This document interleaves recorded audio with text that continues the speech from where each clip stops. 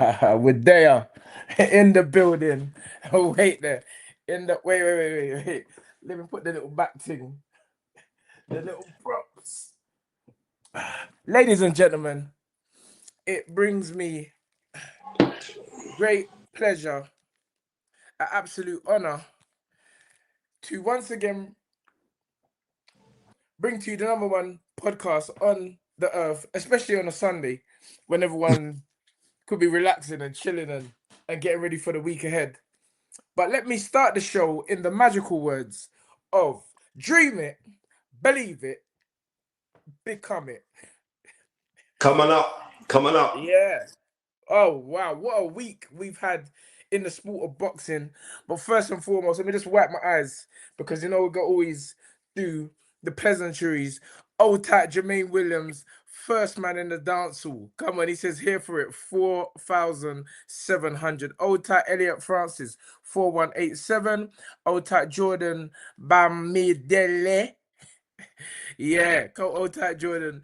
Gerald Beryl Belly 4787. Talk up the things, he says. Old tight AAV develops 1615. So my eyes are getting worse and worse and worse. Oh, what's my man say? He said, so many years been watching the show since it was hosted in Tunde's kitchen. My Sundays always booked.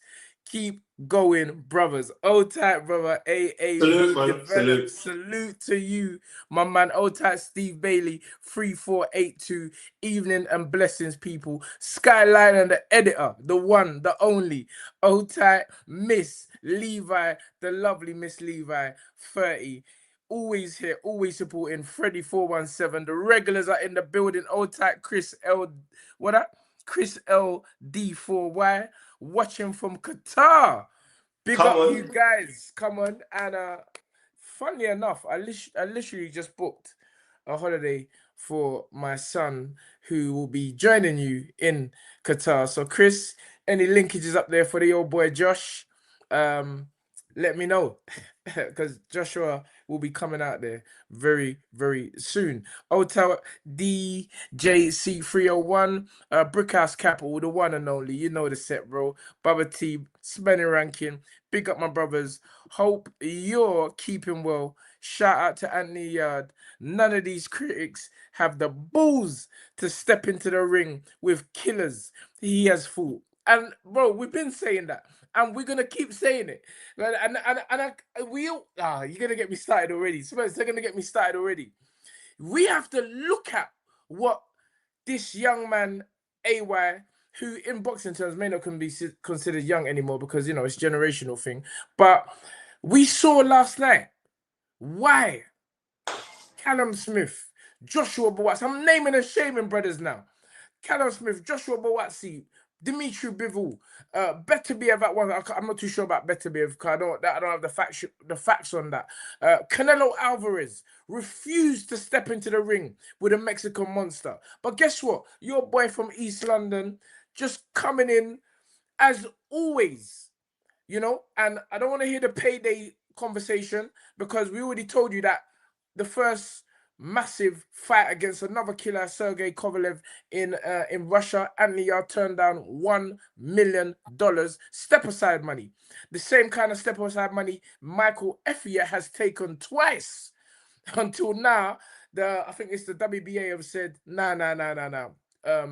Bivol, you got to fight Effia, but Effia has been paid well. Spence, he's been paid well twice to step aside to allow fights to happen. So again, we've said it. AY has not stepped aside. He wants to fight these guys. And I did, believe it or not, Spence, I heard your brilliant podcast with the 13th round. I actually listened to all of it with Crawford Ashley. Crawford saying, bro, he stepped up 3 times, and he was a bit, I don't know if I'm not going to use the words bitter, but he had a few words to say about Chris Eubanks Sr. and saying, bro, if you want to be great, you have to fight the great fighters. He was saying you can't be great, and I know you had something to say about that. You can't be great or know how great you are unless you step up against great generational champs like a Mike McCallum, like a Michael Nunn. And it's all perspective. Every person, every fighter has a view and a perception of how they want their career to go. Some people, it's finance all the way. Some people, it's superstardom or notoriety, and other people, it's the legacy. There's different ways, so we can't really judge anyone why they make particular decisions. It's just based on how they see things. AY is one of those guys, and I'm one of those guys. Are like, bro, we're in this for a short time. A career is a short span, and if you really want to know how good you are, step up and fight the real guys. So, Brickhouse Capital, we coming like we start the show already, but we're gonna touch on all of that. Old type Daniel Grace, old type T K9R. Come on, he says yes. Bless up. The man them, bless up, old type, the lovely Becky Hales 6076 all the way in Puerto Rico. Old type Philip Answer. Bro, everyone's here. Daniel Stewart, NDND 708. Blessings, everyone. Yeah, the sermon's begun, bro. You know we're not messing about. Get some eyeglasses, Tunde. You know what? I've got the blue thing here, the Blu-ray thing. I call them the Trevor McDonald's. I got the Trevor McDonald blue. Yeah, I got the Trevor McDonald's, and they do actually work. Actually, I just never really wear them. I never really wear them. Start wearing your glasses, bro. I'm very stubborn, and I'm like, nah, I don't need no glasses. But I've had these for some time, and maybe it's time to really admit that I do need reading glasses, or especially screen time, because I spend so much time watching fights on the computers and stuff like that. Old type Rain 71, Air Force 286 is in the house. Old type Greg Damage, big up to you, brother. Jack Swagger, come on, yeah, bro, we know already. Old type PV. 5587, Late Show 42, Lions in the States of America. And Jack Swagger is on cue. He says, AY don't duck no smoke. And it's a fact. It's like they're waiting for man to be. I see Kid Austin post something about with Javante Davis. Yeah, I see that. It's very funny. Two old men. Bro, you gotta fight. And again, I'm not criticizing anyone for decisions that they make, because that's just how it goes sometimes. But it's only when I hear criticism, and look now, what you gonna say? It's not a competition of who gets stopped earlier. Definitely not. But we can see that, even I thought about it, I said, a boy from East London, he got in there, he had a fight. You get what I'm saying? Sorry to interrupt you, yeah? Because yes, sir. One of my guys, Vilroy Bailey, sent me a message, yeah, and he says, "Where's the criticism of Zurdo's corner?" Thank you very much. Thank you very much. He said, "Where's the criticism of Zurdo's corner?" Thank you. Right? Where's the criticism of Malik Scott? Where's the criticism of Zurdo's head coach? That Gabriela man. Where's the criticism? You see what happened in the corner? He told him, don't fight. Yeah? After, I thought to myself, bro, how can you tell him use your jab? When you fire one jab, this man throws 17 punches back in your ass. So I'm like, you can't tell man just jab, just use your jab. And he went straight back out there and went toe-to-toe with my man, because you're either just going to be a sitting duck. You can't do one jab with Benavidez. And many people, there was even a guy on Twitter, he said to me, Tunde, I'm not going to lie, I never really knew nothing about Benavidez until we fought Yarde. Yeah, but I can see now why these guys don't want to fight this guy. Because he's a potential, just like Beterbiev, just like Kovalev. These guys are going down in the history books. They're going down, they're not just normal fighters, Spence. These guys are subhuman, superhuman, and we're going to break down the fight and what you're saying about the criticism. And I heard the coach. The coach was, I don't know what the coach was doing, but it was a massive stage. And, I don't hear that. I don't hear that. It was a massive, I don't hear that. Hello? Yeah, hello? It was a massive stage. Hello. That's cool. I'm not knocking the cap. I'm knocking on it. Right, thank you very much. I'm telling you straight standard. When you went in there with Anthony Yarde, right? Yes. The criticism was, why don't they do this? oh, look at this, look at, there was so, like, to any little thing. Tunde, if you blew your nose at that time, then they criticised you. You know what I mean? Anything that was going on, the criticism was very, very harsh. Very, you know why? Because, like, I'm telling you again, I have to big up Velroy Bailey because he was the one that sent me that message this morning, in the early hours of this morning. I was going to send it to Tunde, but I know Tunde was boogie-woogieing last night. Happy birthday, Segan, right? Come on, So see. And then I said, my godson took me to Novaco.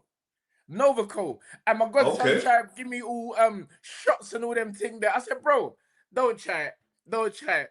Try to give me that. He put like 4 shots on the table. I said, bro, I don't drink, fam. Don't be trying to drunk up your godfather. It's not happening. I'm there with the godfather and the dad. Oh, it's big up, big up Ryan, my godson Ryan. But it was a lovely day, you know. Segan celebrating his birthday with his daughter. And then from Segan's off to Mayfair with my godson and his dad. And yeah, so happy birthday to my boy, both my boys.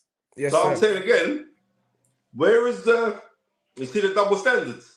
I'll be interested to see. I'll be interested to see. Big up yourself, JK. Yeah, I'll be interested to see or to listen to Talksport or what little sound bites they say about the fight.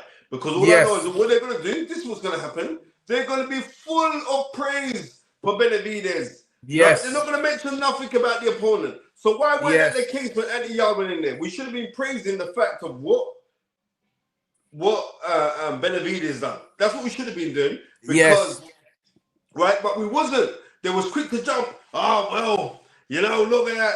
Oh, they should have done the swabs up his nose. They should have done this. They should have done boop, and all the rest of it. Hold up a second. In this game, there's levels, yeah? Levels. Right? There were levels. Spencer. Thank you very much. And there were levels for a reason, right? Yes, sir. And bottom line, Callum Smith didn't take the fight against Benavidez. After saying that he would rather fight Benavidez than Yarde. Okay, then, right? So, but they never took it. But you know what? That's another story for another day. What I'm saying is the double standard bullshit, right? Is profusely disrespectful. It's disrespectful because I'm just keeping it 100. None of them man can't tell me nothing about boxing. Right? No, they can't. Talk the things, man. Talk it. Right? None of them man can't say they can't. So the thing is, this is like, I'm just seeing the double standards. I'm just seeing all of a sudden now, like, oh, how great Benavidez is. What? Stop. £30 ain't no joke, bro. Not in this climate? Bro, in this climate, old type money, 4 p.m. recording, 600. Hold on. Money, what? You get rich on Switch.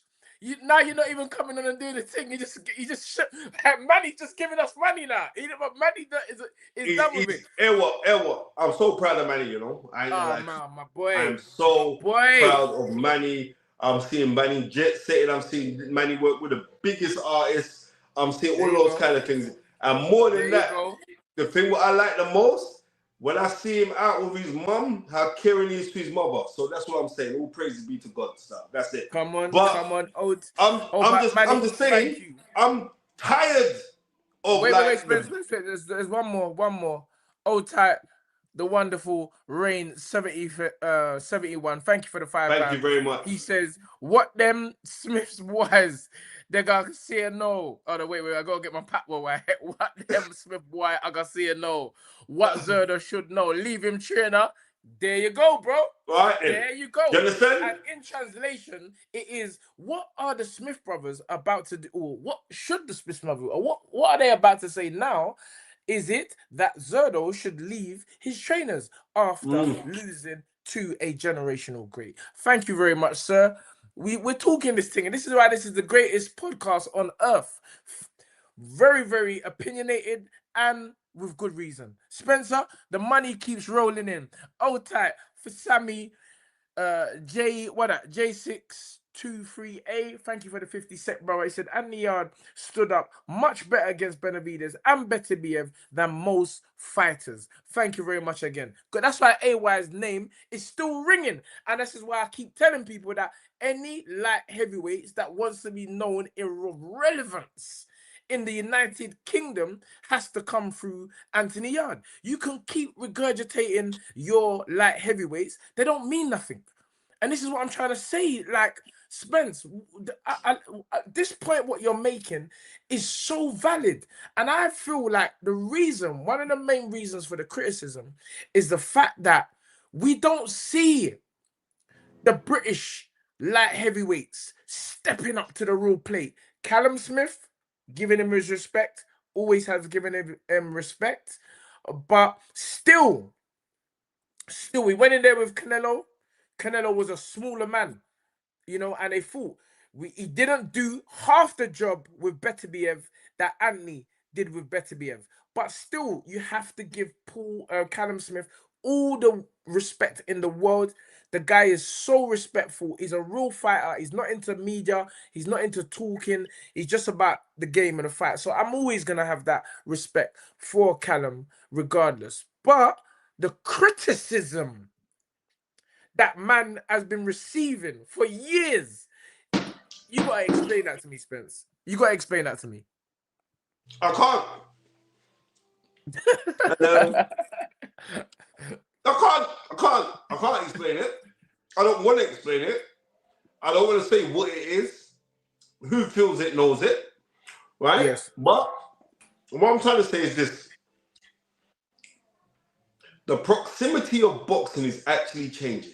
Do you know what I mean? Yes. Because we're getting people inside boxing right now, yeah, who get high positions. Yeah. Come on, name and shame, bro. Right? Who get high positions inside this sport, but there is no experience in what they're talking about. There's certain people who are inside boxing right now, Tunde, that we are going to see a paradigm shift, right? And the paradigm shift is going to be that we are going to get the elite people inside boxing in all areas, from the trainers, the managers, the promoters. We're going to get the elites now that will get their rightful position. Because, look there, look, why does... Sorry. With that, right. Sorry, there you go. Yeah, why does Malik Scott have Zurdo long reach fighting in the pocket instead of speedy combination punch Benavidez that he can't match? Listen to me, yeah? I get it when you're working with a fighter, yeah? And listen up, Malik Scott is a beautiful human being, and bro, he loves his boxing, so that's it, right? What I'm trying to say is this. I'm keeping it 100. You can't teach heart, you know that. No, but you have to answer the brother's question. My thing is this. I'm not defending or not defending Malik Scott, but what I'm telling you, I've been there up front with Benavidez, and you can have all the boxing talk in your head you want. You can say, yeah, use a jab and all of that, bro. This guy is going to draw you into a fight. You ain't got no choice than to fight. This is the energy of the guy. You go look at, and I feel like he's operating at such a level, yeah, of speed and activity. It's almost like Floyd against the rest of the pack back in the day. But the difference between Floyd and this man in terms of dominance is the volume of punches he's throwing, Spence. All right, Tom, can you let our guest in, please? He's not there yet. But it's the volume of punches he's throwing, Spence. You just can't. This guy is a problem. And unless you hit him hard, which Beterbiev may well do if they do end up fighting, I just can't see this guy getting beaten in a new future. And I don't know who is actually going to step up to the plate unless, Spencer, they're just going to get a good payday. Because this guy is serious. This brother is serious. And I said it. Because I feel like he's getting better and better and better. And maybe for us, we took him at a time where he's on the ascendance. But guess what? He had to leave the light heavyweight division. I did listen to the post-fight interview, and he did say that, you know, he feels that he can navigate between both weights, cruise up, but he'll bruck up Jai Opetaia. He's going to bruck up. If he fights Jai Opetaia Spence, Jai Opetaia cannot beat Benavidez. Jai Opetaia can't beat Benavidez. Because I'm telling you that Zurdo probably would have beat Opetaia based on Opetaia's last two performances. Yeah, based on Opetaia's last two, but I feel like Benavidez would destroy him. Or Zurdo would have beaten him. But we don't know the you know what? What I do know, I got to disagree. I don't think Zurdo would have beaten Jai Opetaia that box. No? No. Okay, that's interesting. Interesting. I think the only fight out there in the cruiserweight division right now is Jai Opetaia versus David Benavidez. Even though David Benavidez has got unfinished business, he's going to go back down and to fight Bivol. I'm going to be real. Bivol at the tail end of his career right now. He's had some fantastic wins as well. And you don't want that work with that speedy fighter. I'm going to be real. No, but they knew that. But it's not just end of his career. Remember, Benavidez dropped and hurt Bivol in sparring years ago. Years ago. He beat up. I've got to go check something. Because I've got to go send this. He beat up Bivol in sparring years ago.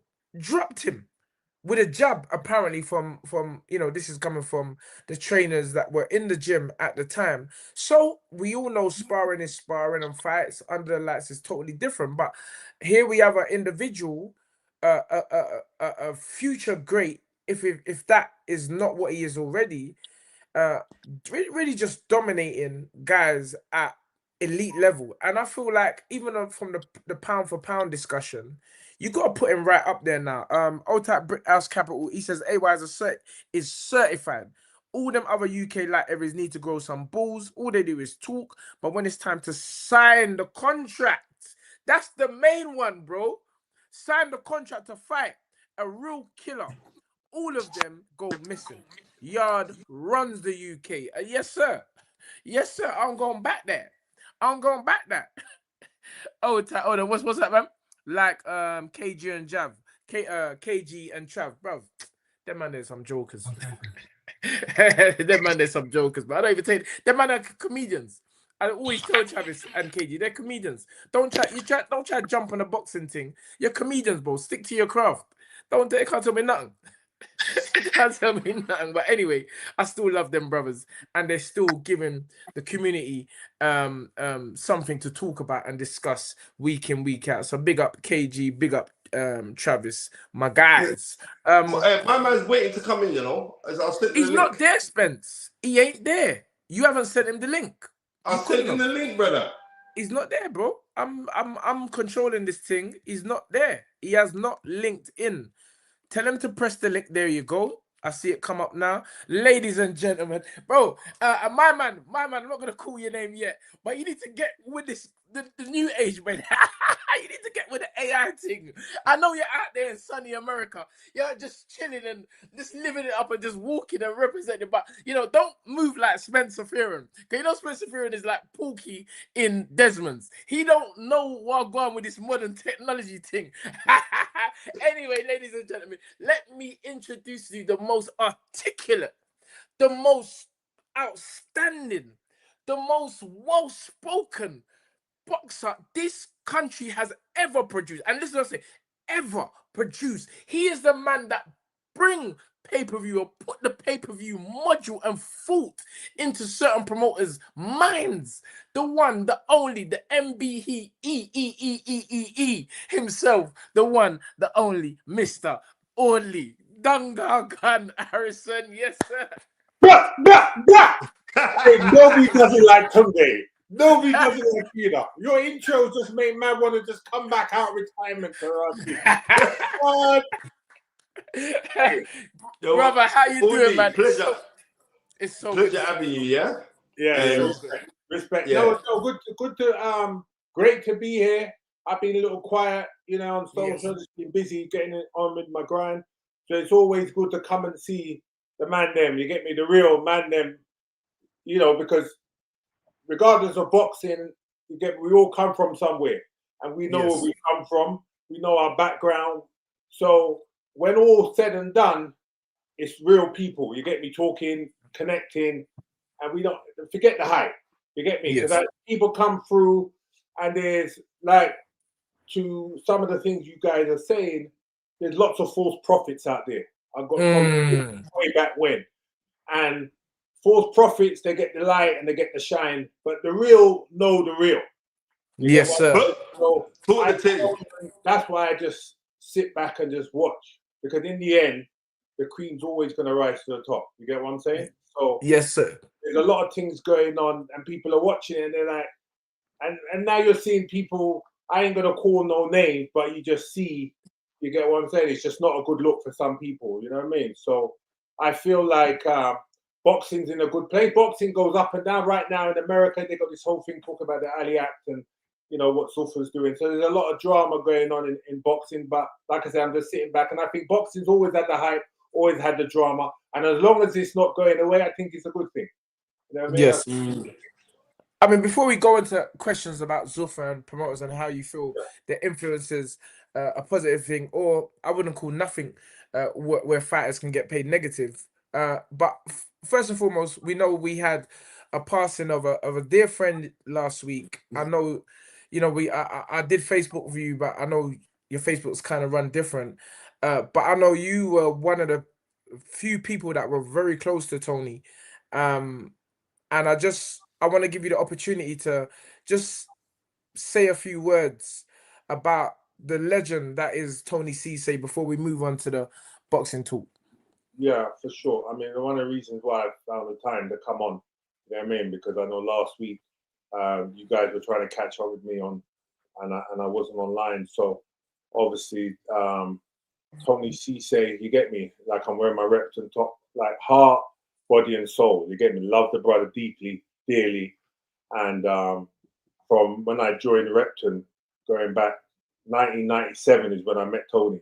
You know what I mean? So long time, and it's just like brethren. You get what I'm saying? Not just in the boxing, comrade, just like a guy that we go out we've been over the whole country, traveled boxing. When we were single, doing all our things, he was in just Iron Napa. Everywhere. He was just part of the cohort of the people. Every time I go to England, I always link with Tony. There's not one time I went to England and I did not link with Tony Cesay. You get what I'm saying? And actually in 2024, June of 2024, when I was over there for like my dad's just doing a celebration for my dad, I'm like, Tony, come on, let's go. He's like, Audley, I can't go out. I'm like, what do you mean you can't come out? He said, let's just meet privately. The day before I flew back to America, and we met privately, and he get me. He just told me, Audley, look, I got the news. He said, actually, I think I was the first person that he told, because I was outside the family. And this was June 24, and he said, look, I've been given these news that I've got this MND. You just had that rugby player just pass from it just then. He was just like, and we hugged and cried. Why Tony of all the people? You get me? Because it's that's the thing. Like the guy is like everywhere he goes, it's the smile, it's the dancing, it's the vibe. There's never a down time Tony Cesay did. So it was just like, I was just like shattered for him. You get what I'm saying? It's like over here, I'm, just providing support, talking to him, and it was just getting worse and worse and worse, and all the fundraising. And he just, you see that fighting spirit. You're talking June 2024, like almost 2 years he fought that. Yes. Many people get it and they come and go quick. Just on that point, a guy phoned me literally after Tony had the thing in the community hall, which was months back, probably even a year back, and he phoned me and said, "Oh yeah, I heard Tony's only got 2 weeks left." Yeah. So for him, as you say, to last so long, it epitomizes the strength and the character of this guy. Yeah, he amazing. like almost brings tears to my eyes, bro. Because the guy fought like a champion. That's what people don't know. And it's like, life is just cruel stuff. That's why you got to live your life, love your life. Because, you know, that hurt stuff, big time. You know, so I know they got services, and you know, I'm doing everything to get over there. Because I have to be there. That's my brethren. So, yeah, you know, condolences to his family. I know. Well, I mean, I just so many people. He touched people like Liverpool, Manchester, Birmingham. The brother was everywhere, and he never had a bad bone in his body. You get me? So you have to respect that. You have to respect that, and you have to big him up and celebrate him for what he was. Celebrate his life. You know what I mean? So there's Tony. You know, one love, like salute. You get me? Salute. This is big time. You know, just to let you get a moment there for you know, Joe Kadua just put the love hearts up on the screen, and you know, obviously, you know how much Tony meant to Joe and Anthony Yarde, in terms of, I mean, they've only had one other coach apart from me, and that was Tony Cesay.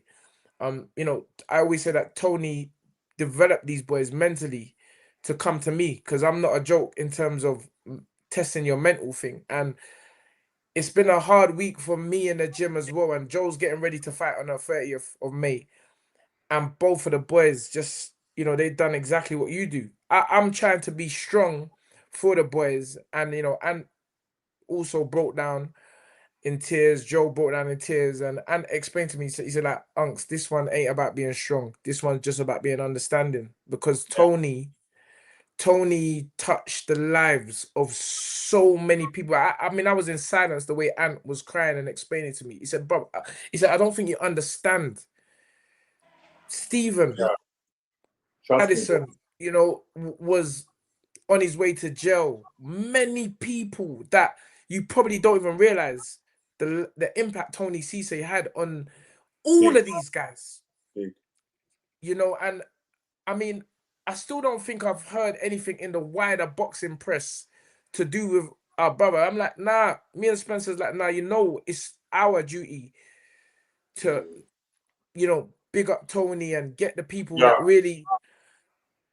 But he had noise. Yeah, he had noise. I've seen him in the papers. I've seen the story spread. I've seen the story like he's had a lot of noise. I've seen it because I've been over here, so I've been like the radar looking from overseas. And he's had a lot of noise. They gave him his flowers for sure. Bro, trust me. They gave him his flowers. You know, I remember when he got an award, for working with the kids in I remember the Voice newspaper. You know, in times if you're in the Voice, is big things. Right? Yeah.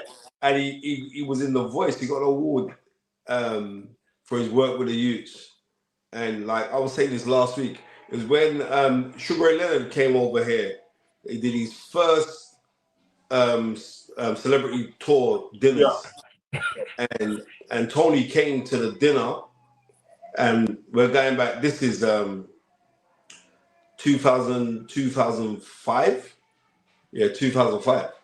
And Sugar Ray Leonard come over. Charlie Maggie was the first one to host it, and like Tony coming. Tony said like, I was inspired by you, Sugar Ray, because I saw that you was working with the kids, and I was inspired by you to do that. And I'm working with the kids, and you got to think now. And the madness is that's 21 years ago, you know. You just kept on. It's mad, isn't it? Yeah, it's a crazy journey that he had. You know, it's a crazy road, and it's like I got no shame of like. I've held, like when I heard the news, I held it and I just stood here and just, you know, so I'm glad you got me to talk and like to let it out, because I've been holding it since it happened, you get me? So I'm glad I got to flush it out, celebrate. Yes. You get me? Unfortunately, we're all going to pass, you get me? But when you do it the right way, you get celebrated, like how he's getting celebrated now, getting his flowers. He deserves it 100%. And I know he'll have a great send-off, and it's just beautiful, you know what I mean? And it's supposed to be that way when you do what he done in his life, you know what I mean? And he was a good boxer as well. People forget.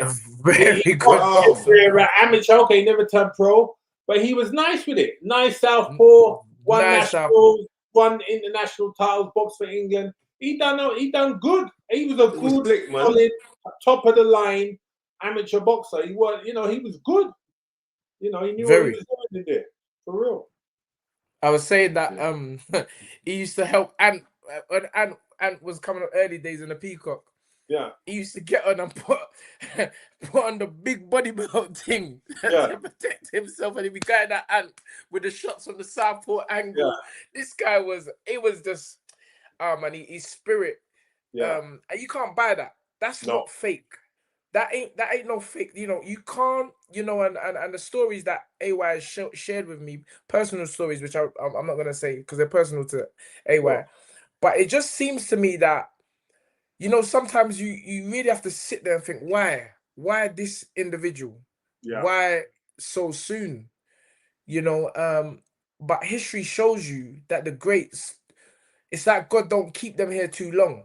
It's like there's lights and stars that shine for you, and they really leave a message of how to be. Humanity needs to be. Yeah. And Tony, how many people have passed young, but they've left their mark? You know what I mean? And it's just that's just the way the world is, and you just better believe it. Like, you gotta believe it, receive it, and just go get it. Like, that's why make your mark in life, man. Just go out there. And Tony left his mark, and his kids following on his legacy, kids playing football, and he went out there, left his mark, man. And anyone who met Tony, talk about Tony, they have to smile, because he left just good vibes. He let energy make you want to dance and just smile, hug, and just fist pump. That was him. Every time you see him, it was just good vibes. I never ever see the brother like cussing somebody out, you get me, like joke business, but the guy was just good vibes, good energy, 24/7, 365. 24/7. Like a Duracell battery. You get me? Just pick him up, man. For real. Yeah. God rest his soul in paradise. Ords, let's while we got you here, I know you're the man who's always got the opinions on this state. You're like all these little fraud brothers in this thing here. You gotta get rid of them. I don't know how much time you can spend with us. But let's start with the top of the tree. David Benavidez last night. You must have seen the destruction of Zurdo Ramirez last night. Anthony Yarde's previous opponent.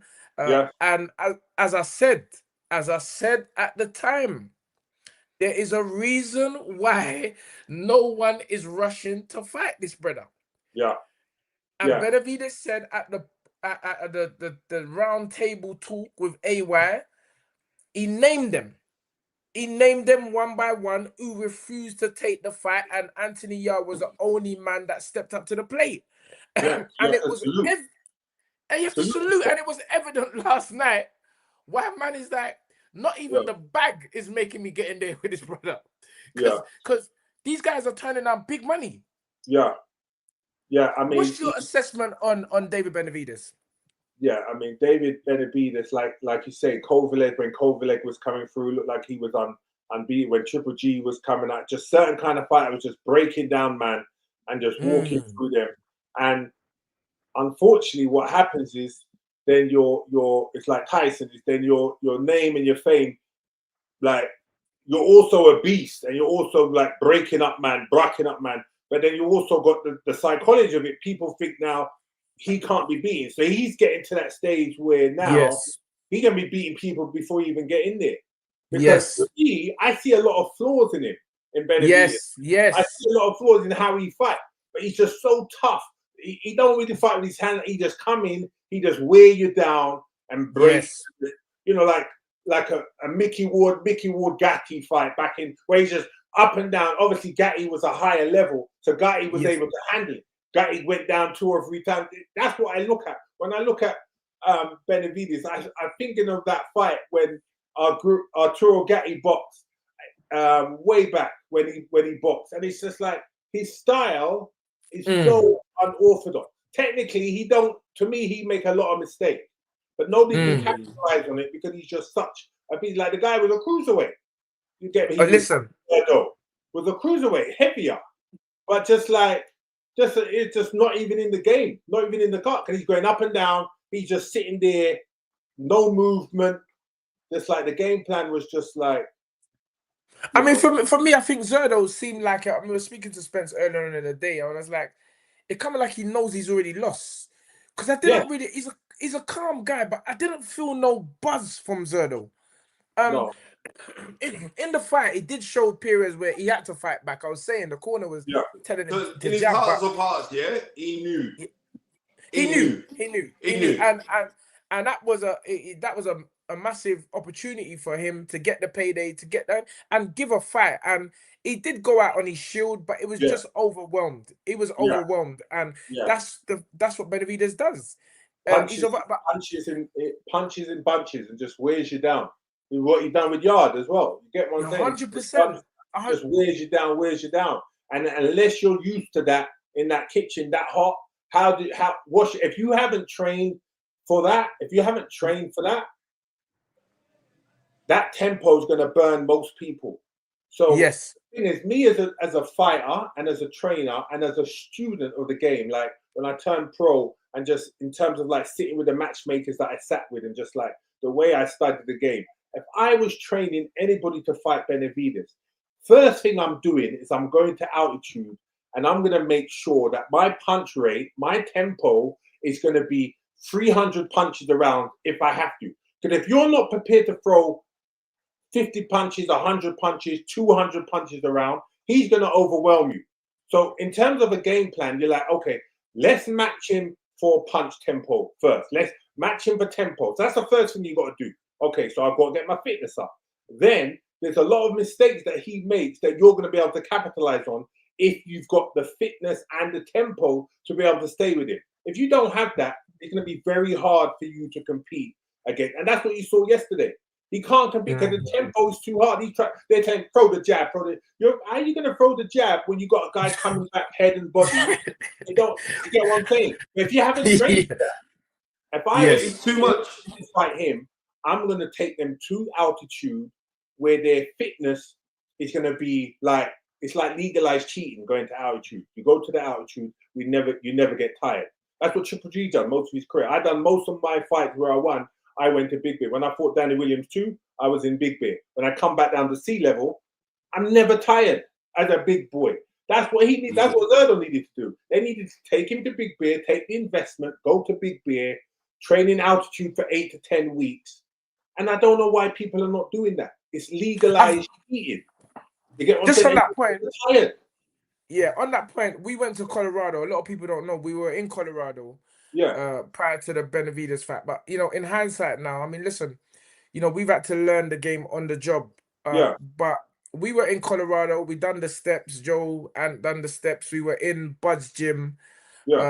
And I mean, I went halfway up the steps, and I'm quite, I got a good ticker. And I'm like, bro, I'm leaving you, man. You, man, carry on doing the thing. Because it was so hard. Yeah. And as you said, it's the air gets thinner as you go higher. Yeah. And even just training at that level in Colorado, in hindsight now, we should have done what you just said. More time out there. Yeah. You need to prepare us. Yeah, you need. So the thing is, what people don't understand about altitude training, 2 weeks is not enough. Yeah, right? And we were only there for 2 weeks. 6 weeks out there. Then you need an extra 4 weeks to get the maximum benefit. Then you come back to the UK, you come back to wherever I used to come in 10 days before. 10 days before, then you kind of lose it. But 7 days before, then I have to deal with the jet lag. So the idle time is between 10 and 7 days, but then you have to get it right in terms of jet lag coming back over from there. But the altitude, like when I say, I'm just like, no disrespect to anybody, no disrespect to you, Tunde, because you've taken, look where you've taken, your people want to throw shots at you. But look where you've taken him with your style, with your methodology. Everybody's got a different methodology. Yes. And there's no right way. Every way can work. You've seen it from, I've seen it from how many trainers you've had that been able to bring people through. So you have brought Yarde through, and his style is good. Look where his style is great for him. You get what I'm saying? People want to throw shots to you. The thing that I think you failed in this one only because he didn't have the engine. What I'm saying, if he had the engine to be able to throw 50 to 100 punches around comfortably for 12 rounds, he would have stayed in. He would have been in that fight, because eventually he just got worn down with the punches, with the punches and bunches, and that is the key. So anybody who's thinking about fighting Benavidez, if your trainer does not understand that they have to take him to an altitude, or they have to work in, we call it it's called lactate threshold training. Like, Lactate pressure, yes. The red zone. This is the shit that I know, right? And it's like lactate threshold training. You can do that from doing sprints, like 800-meter sprints, but you have to take the threshold, and then you take it higher, and you take it higher. And once you can hold that threshold, you can do like we do, like repetitive speed bag training, where you go boom, boom, boom, boom, boom, boom, on the bag, off the bag, on the bag, off the bag. So you do that over a 3-minute round. The lactate threshold will improve. You won't die in the fight. So all these kind of like little tips and tricks that I had, that I learned from like the Phil Torrances, from the Buddy McGurts, from being in these camps with, you know, in Buddy McGurt's camp at one time we had at 10 o'clock you had Jermaine Taylor, 12 o'clock you had Arturo Gatti, 2 o'clock you had Antonio Tava, 6 o'clock Audley Harrison. Those are the kind of people that I've been around. Yeah, I'm in Sugar Shane Mosley's house. You get me? So I've been blessed. Lennox Lewis was like a mentor. I've been blessed to have all this. I remember we were using Big Bear with him. Yeah. I used to use Sugar Shane's house when I used to go Big Bear. So I was blessed to have all of these greats around me from training. People are, well, why didn't Audley make it? I'm going to tell my story of why I didn't make it soon. But it's not about that. But what I do is a lot of knowledge. And then I'm educated. Sorry to cut you, Audley. Sorry to cut you, yeah? Yeah. When man say, Audley Harrison didn't make it, yeah? Audley Harrison was an ABA champion. Audley Harrison was a Commonwealth Games gold medalist. Audley Harrison was a Olympic gold medalist in 2000. Yeah, I was in Jamaica when you won that. You know what I mean? I was filming that documentary for BBC on the Maroons, right? Audley Harrison come back to the UK. Audley Harrison must have won prize fight about 50,000 times. Audley Harrison won the European Championship, yeah, with a dislocated shoulder. Yeah? Yes. Audley Harrison challenged for a world title. So when man say man didn't make it, you go tell me the next man that's done what you've done. No, but Spen, on the real, I'm real for me, and I know how I come true. Let me tell you this story, right? I remember in 1998, I was in a nightclub in London, Emporium, right? 1998, and I knew the owner of the club. He knew I was on my way up, right? And I'm in the club, and I walk in there. He's like, Audley, Nassim Mohammed's in upstairs. He's holding table, got a private table upstairs. I'm like, wow, okay, let me go up there. Tell him I'm gonna go up there. He said, yeah, Audley, go up there. You and him sit on the top table. So I go in there. I'm like, yo, Naz. He's like, you know, because Naz is Naz, isn't it? Naz don't play. And I'm like, Naz, I'm Audley Harrison. I'm winning the Olympics in 2 years. And he's like giving me a hard time, you get me? And I'm going back, I'm saying, listen, trust me. When I say I'm winning the Olympics and I'm changing boxing, I'm not only going to win the Olympics. Watch what I do. Not just win the Olympics. I'm going to change. And I was running up my mouth to him. You get me? And he's like, back and forth. Because I knew what I was going to do. Yes. Right? And the gold medal was the end of that campaign, right?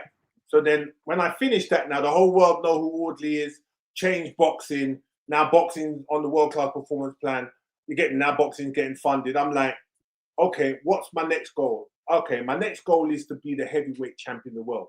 But a door opened where I'm like, because I thought I'm going to have to work with Frank, or I'm going to work with, but a door opened, the way I blew it up with the BBC, the door opened where I'm like, I can be my own promoter.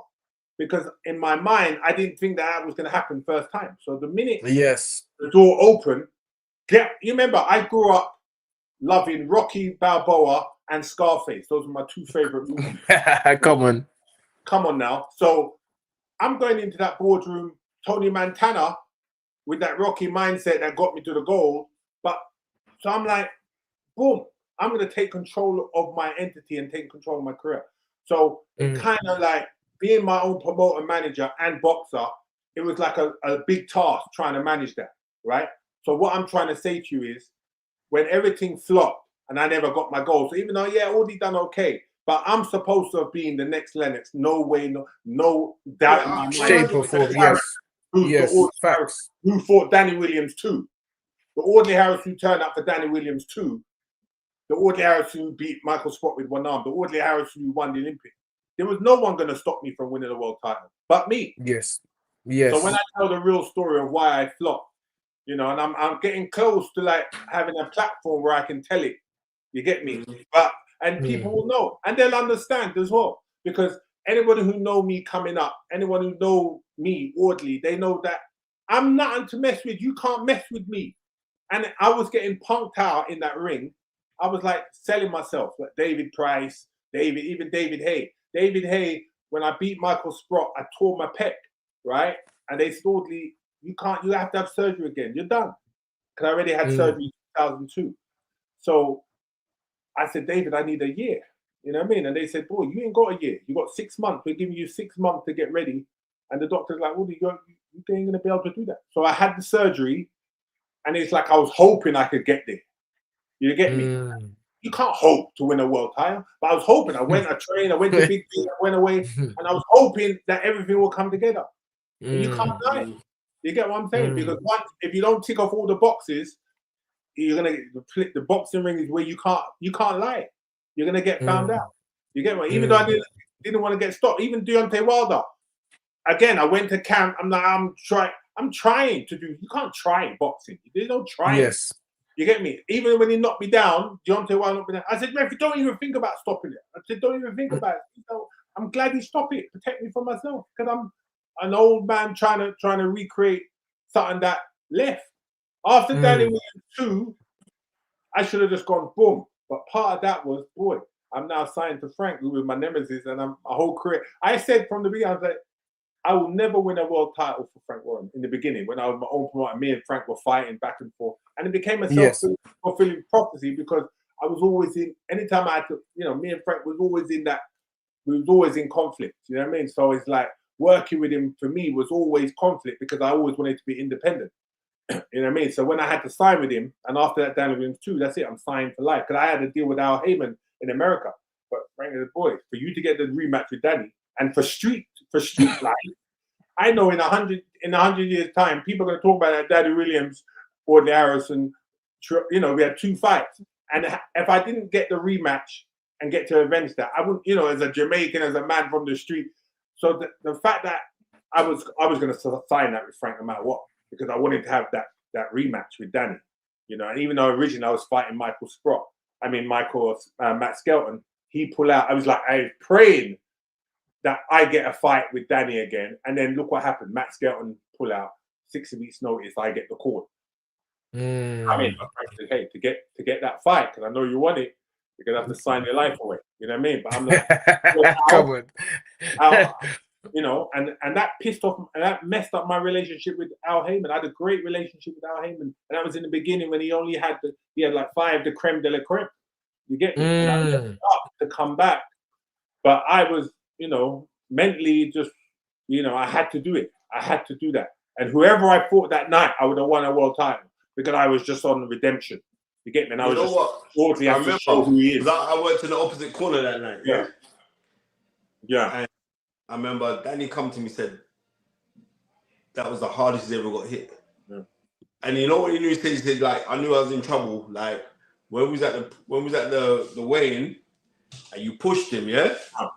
And he said to me that Audley has some different strength in him. I swear, was that was that the weigh-in at Excel? Yeah. And I tapped right in my face. I jumped up on his brother. Yeah. There was a whole lot of running up and down from I was running up and down. Yeah, that was tight. But it's like I was just, because when I went to Big Bear, like I said, I was doing those repeated lactate threshold training. So I was like in and out, in and out, in and out. Like, and it was just like, so every punch was hard, and I never got tired. If you saw my punch, and they were fast. Because the thing about me, as I got older, and it wasn't then, I was at the top of my strength then, speed and everything. But my game was movement, punching and moving, not staying still. It was punching and moving. So you couldn't hit me clean, and then I'd be walking you onto shots all day. I was a nightmare to deal with as a southpaw. But the minute I started getting older, and like, you know, old man syndrome started coming, my knees started bone on bone on my left knee.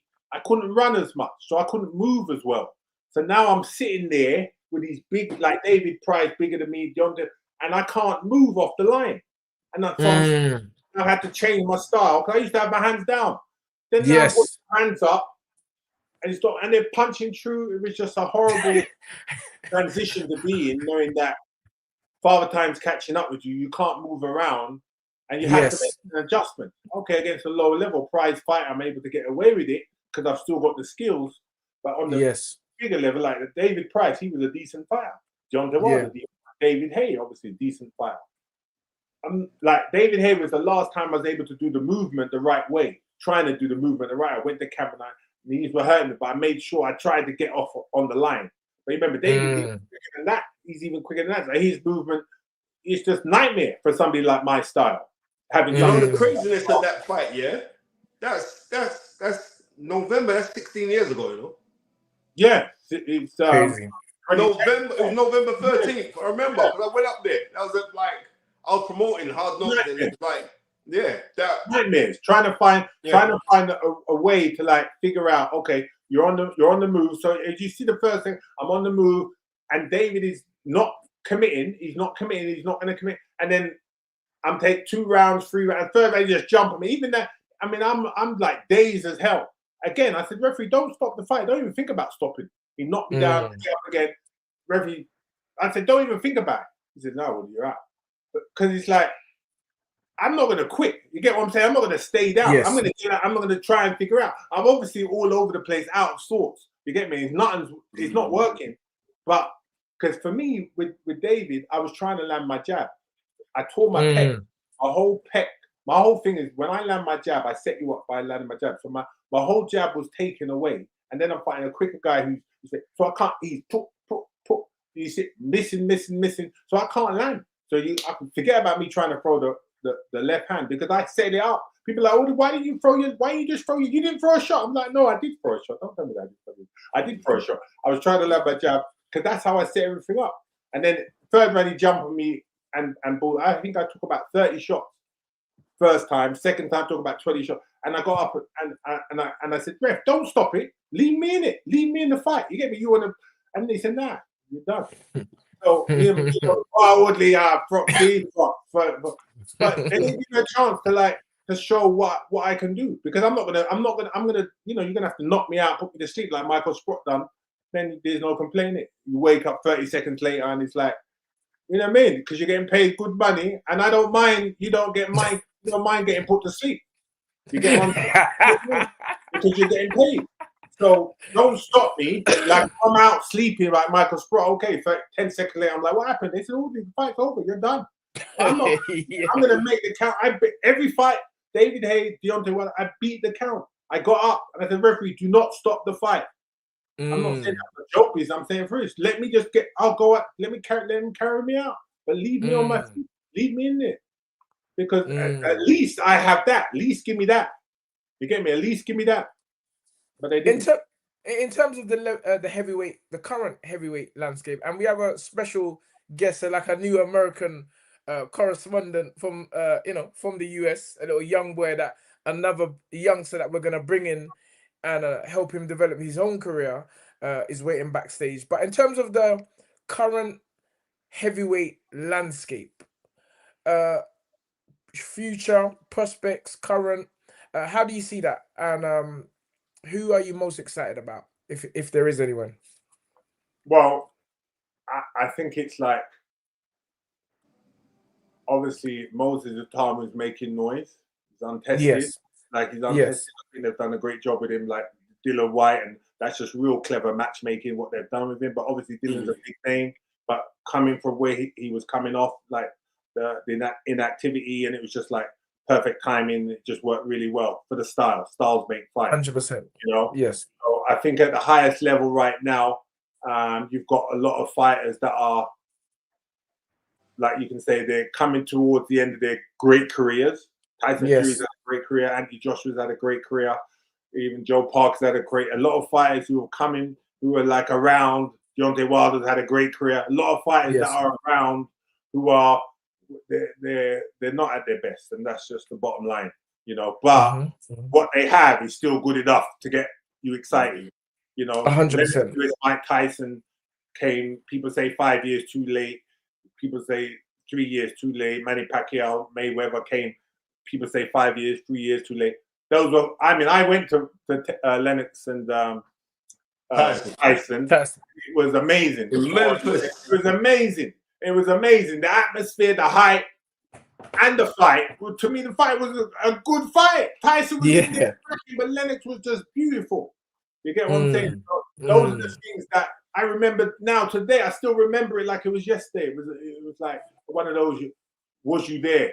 events. You know, I went to Hall of Fame with Jackie Frazier and Layla Ali. Like, was you there? You get me? And I know Joshua and Tyson Fury, it'll be, was you there?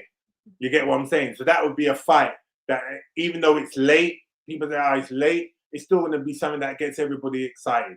You get what I'm saying? Yes. So I think that's a good fight to make. Obviously, Deontay Wilder's coming back.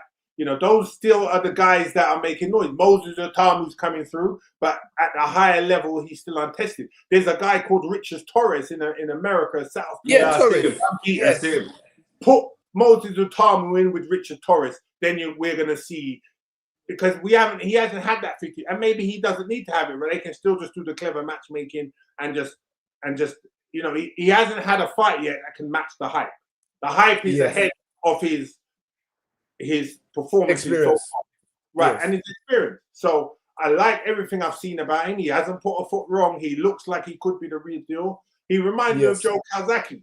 Like, you know, Joe Calzaghe didn't put a foot wrong all the way through, went all the way through to Hall of Fame. That's what he looks like coming up. Yes. Joe Calzaghe beat Jeff Lacey. Everybody thought Jeff Lacey was going to give him a hard time. Joe Calzaghe punched holes in him. So that showed me that route. Calzaghe's next level, because I like left hook Lacey. Looked like he was taking people out. So So the fact that Moses done that to Dillian Whyte, maybe he is that guy. But yes. Put him in with a Richard Torres or one of those. There's some solid unbeaten guys coming out who maybe don't have the name in the UK. So we need to see that kind of opponent. I mean, who else is?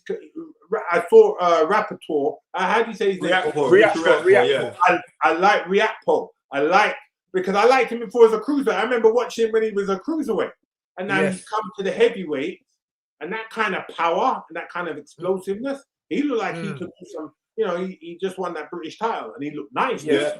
So with that height, got to get him on that jab. We got to get the big guys. Got to believe in the jab. You get what I'm saying? The big guys have got to believe in the jab. But I liked what I saw here. I liked there Lawrence Okoli coming into heavyweight. I don't think Lawrence does everything kind of well. I don't think he does anything exceptional. So I don't know how, in terms of Lawrence and a lot of those other guys coming around, they do stuff well. Yes. They're world champions. But there's some things you got to do exceptional. Like Deontay Wilder, when he was coming up, when he had 37 knockout, walking you on. When he was coming forward, there's a walking you on to that big right hand that was exceptional. You get what I'm saying? You couldn't deal with that. Then people figured out, oh my God, he's got an Achilles heel. If we back him up, he's not the same. Yes. He took away that Achilles heel, and now he's backing up. Deontay Wilder's not the same.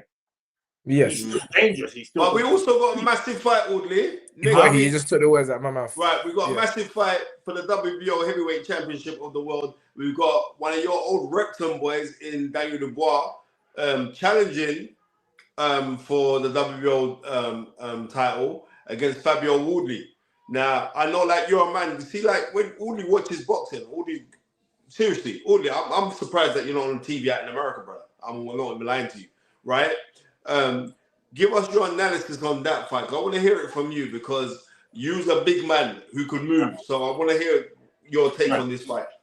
Right. So the reason why I didn't mention Daniel Dubois, I was saving Daniel Dubois because obviously Daniel, the reason why I was saving Daniel and was keeping it 100, I spoke to Stan, Dave, whichever he goes by. I spoke to Stan and Dave on a few occasions, and I spoke to Don Charles on a few occasions, even had videos sent through to me and from when they were fighting Usyk. You get me? So there was a little chance that I was going to go into camp with them, or just like part some of my wisdom on them. You get Well, what? they Yes. could have benefited from you. I can tell you that now for nothing. But it didn't work out. You get what I'm saying? It didn't work out, and I think to their detriment, because I think he wouldn't have lost the fights that he lost had they moved it more forward than me just like giving some tips and showing videos. You get me? So Daniel Dubois obviously came through the Repton as well. He was at the Repton, and I know the dad, they gave him a hard time, and the dad got back control. Raw, but so much power and potential, and Don Charge, give to his credit, has kind of got that talent out of him where, you know, I love what I see. You know, I love what I see, even though he's like, the mistakes that he's still making could be to his detriment when he fights the fight coming up Wardley. Now, for me, this is where boxing is gone wrong. In my opinion, when you talk about the fitness, when I talk to you a lot about the fitness and you've got to be in a certain condition. I have a sports science degree. So no fitness conditioner, no exercise physiologist can tell me nothing, because I've done it. I've gone and I've built the program myself. So now a lot of these boxing trainers are being pushed to the side, only because a lot of these boxing trainers are not knowledgeable enough anyway, some of them, to take the fighter where they need to go. So now you've got these fitness trainers coming in and they're doing the conditioning, and the conditioning is kind of taking over the boxing student part, the boxing. Yes, sir. Talking it. It's wrong. But it's only because of the weakness. It's because of the weakness in what's going on in the training. So Fabio Wardley, he's looked like he's got a great condition, and he looked like most of these successes come because he's in great shape. He has boxing skills for sure. I've seen him and I've watched him. But the mistakes that I see Fabio Wardley making, I'm like, oh my God, I could really take advantage of that if it was me. Yes. If I was training somebody, I would really take advantage of his mistakes. He makes a lot of mistakes as a world champion, but he's a new world champion. You got to give me credit. He came from white collar boxing, came into boxing. So never been done before in boxing history. Right. So that just shows you how bad the boxing training's gone and how good physiology's gone. Because there's no way that somebody coming from white collar is supposed to be able to handle a world champion. But the fact that he's been able to do it, going to war, like I said it about Fraser Clark, and then I said it about the other guy who, you know, he beat Fraser Clark, didn't he? Comfortably, he beat Fraser Clark, didn't he? Well, the first fight was a draw. The first fight was a draw, and then the second fight. And he busted his eye socket in that. But I'm saying, like, technically and tactically, tactical, that is done in the gym. That's done with shadow boxing. That's done with sparring, and that's done with a coach who knows how to develop a fighter. When you develop a fighter from, like, I had Fearon Torrance take me from turn pro, and he brought me all the way through. Like in my 11th fight, I'm sparring with Vaughan Bean. Those were the people I had in my camp. Vaughan Bean was a former world champion, IBF world champion. In my 11th fight, I'm fighting with Vaughan Bean, Javier Mora, Maurice Harris, like great people I had in my training camp.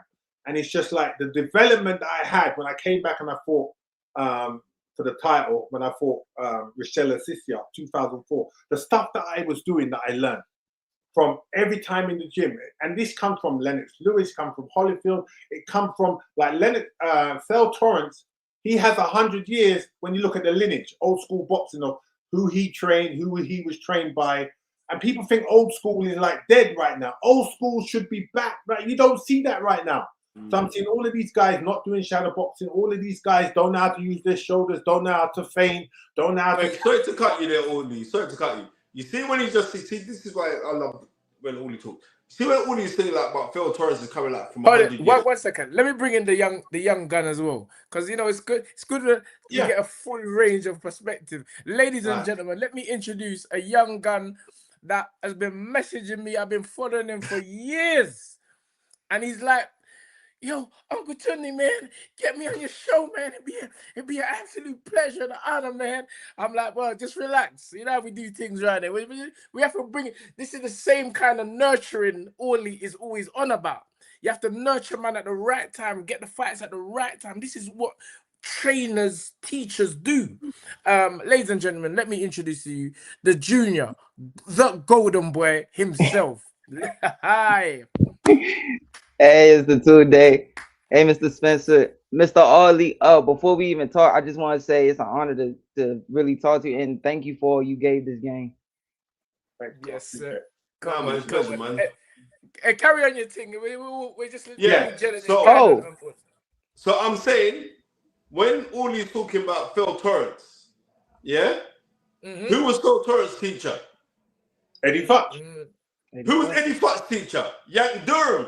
All the way back. Now people got to know, like, when you're looking at that lineage there, Yankee Durham was the person that made the Ali Frazier fight.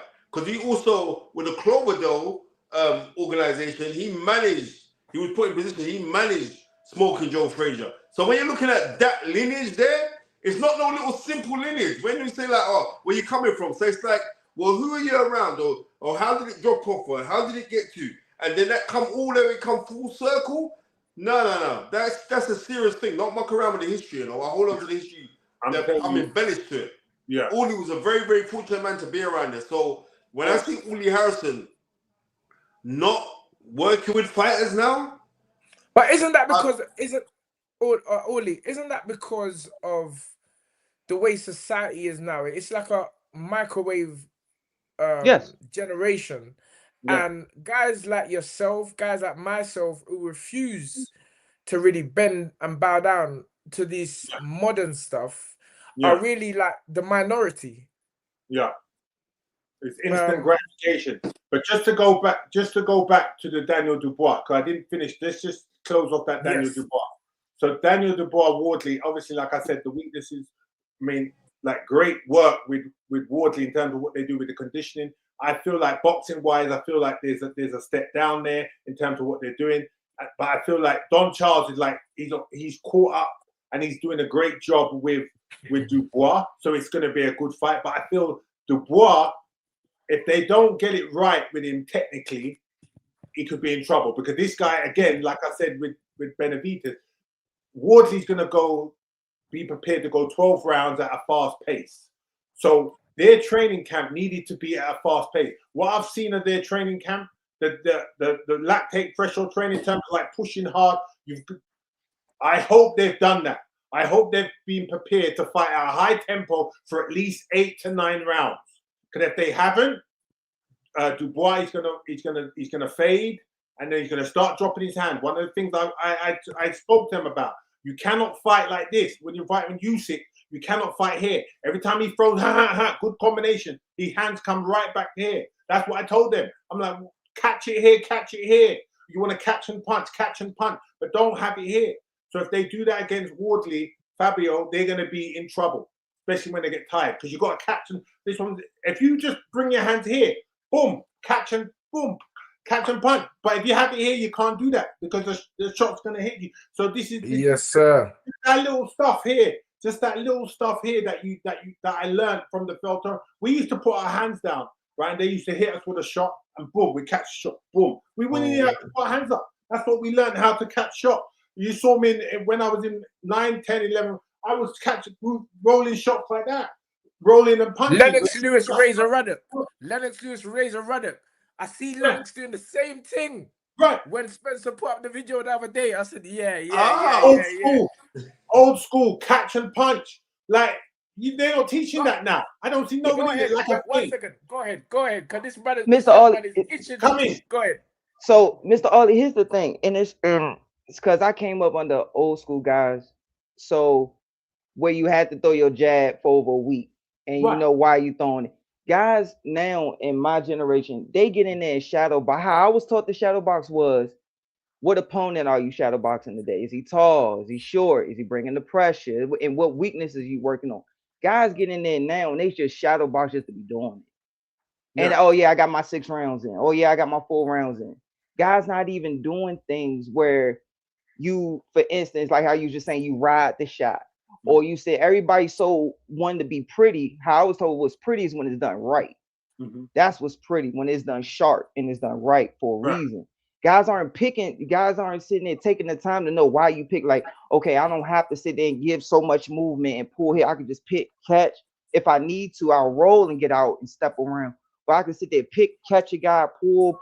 Even guy, you don't even see guys in a lot of guys in my generation that are schooled in a way where they use their forearm, especially in the pros, like where you pull the guy here. Right. Like how Mike McCullum would do, and you would see Jersey Joe Walcott do, Willie Pep do, and so many guys. Sandy Saddler would use his hands and move you. Sandy Saddler would, like, he knew what he could get away with, what he can't get away with.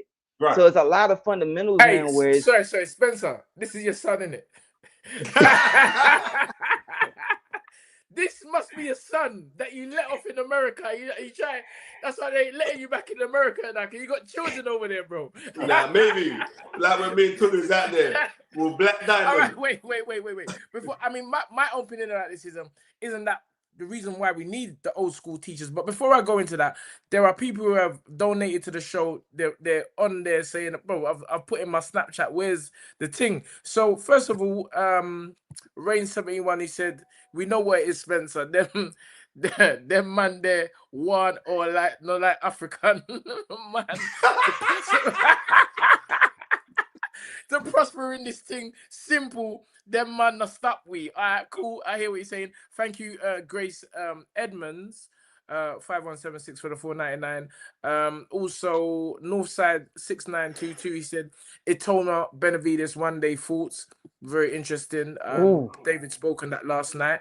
We'll touch on that. And thank you, Sammy J6Z3S for the 100 sec. He says, we are together as one. When we win, we celebrate. When we lose, we give our congratulations. We win as a team, and we are humble in defeat. If you coach kids, here's something I came up with for the kids. Thank you, the one and only Velroy Bailey, for the 999.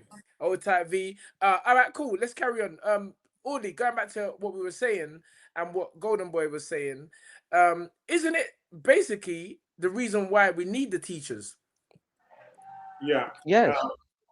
Yeah. Today, what we're seeing right now is it's good for me. It's good, but if you haven't had the teachers pass it down, that's why people like me is a lost generation. Because I have my way. If you're gonna come to me now, like, and you're not gonna do road work, or I can't build a program, like, you cannot tell me what we need to do, right? Come on, man. We have to do. You cannot tell me today, oh, I'm not doing road work today. Like, how many times have I don't need to do road work now, or I don't need to do skipping now, or I don't need to do shadow boxing now.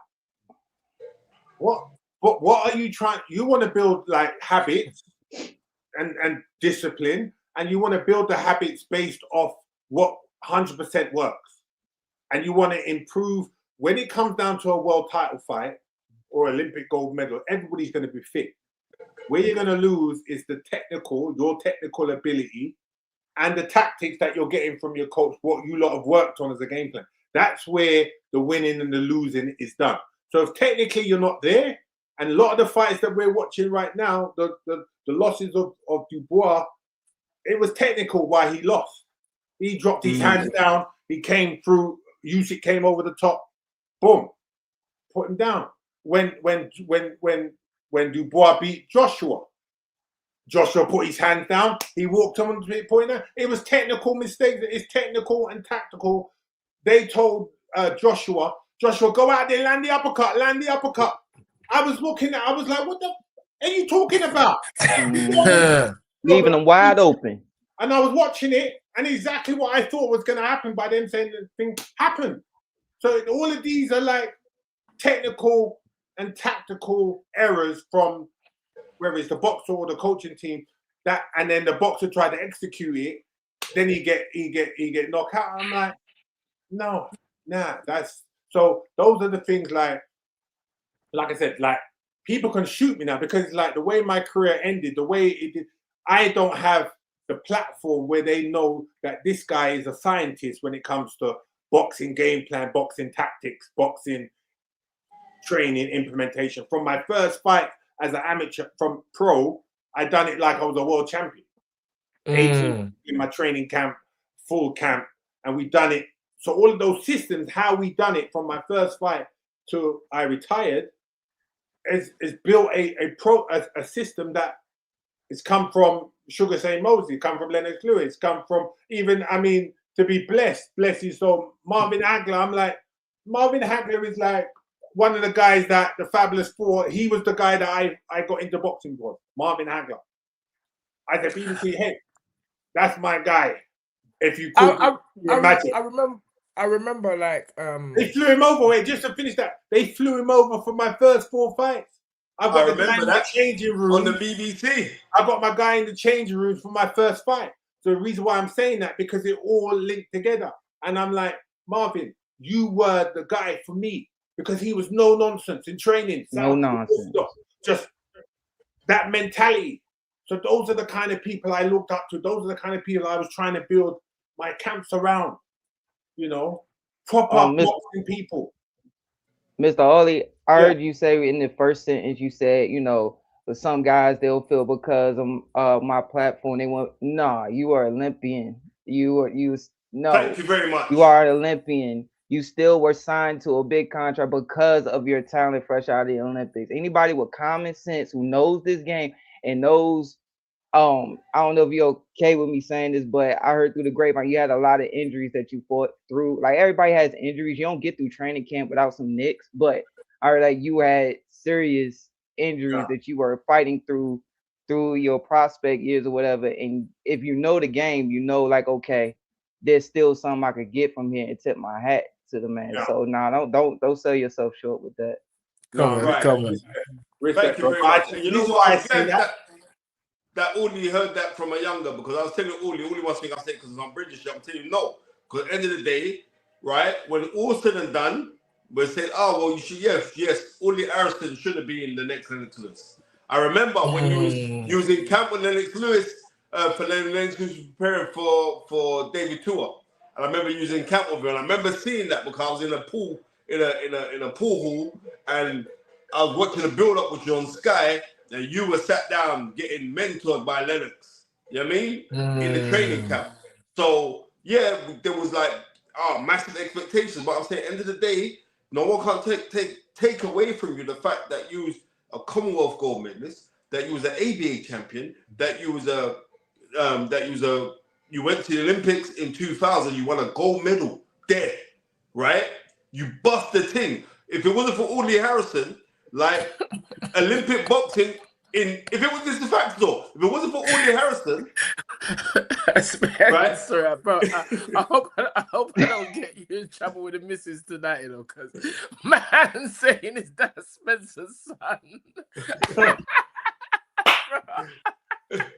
Bro, next thing you hear that Spencer's on the roadside, the missus. Wait, right. So I'm saying, I'm not. Spencer, you want me to get my dad? My dad popped up at the house. You want me to pull him in here so that way we can clear everything up?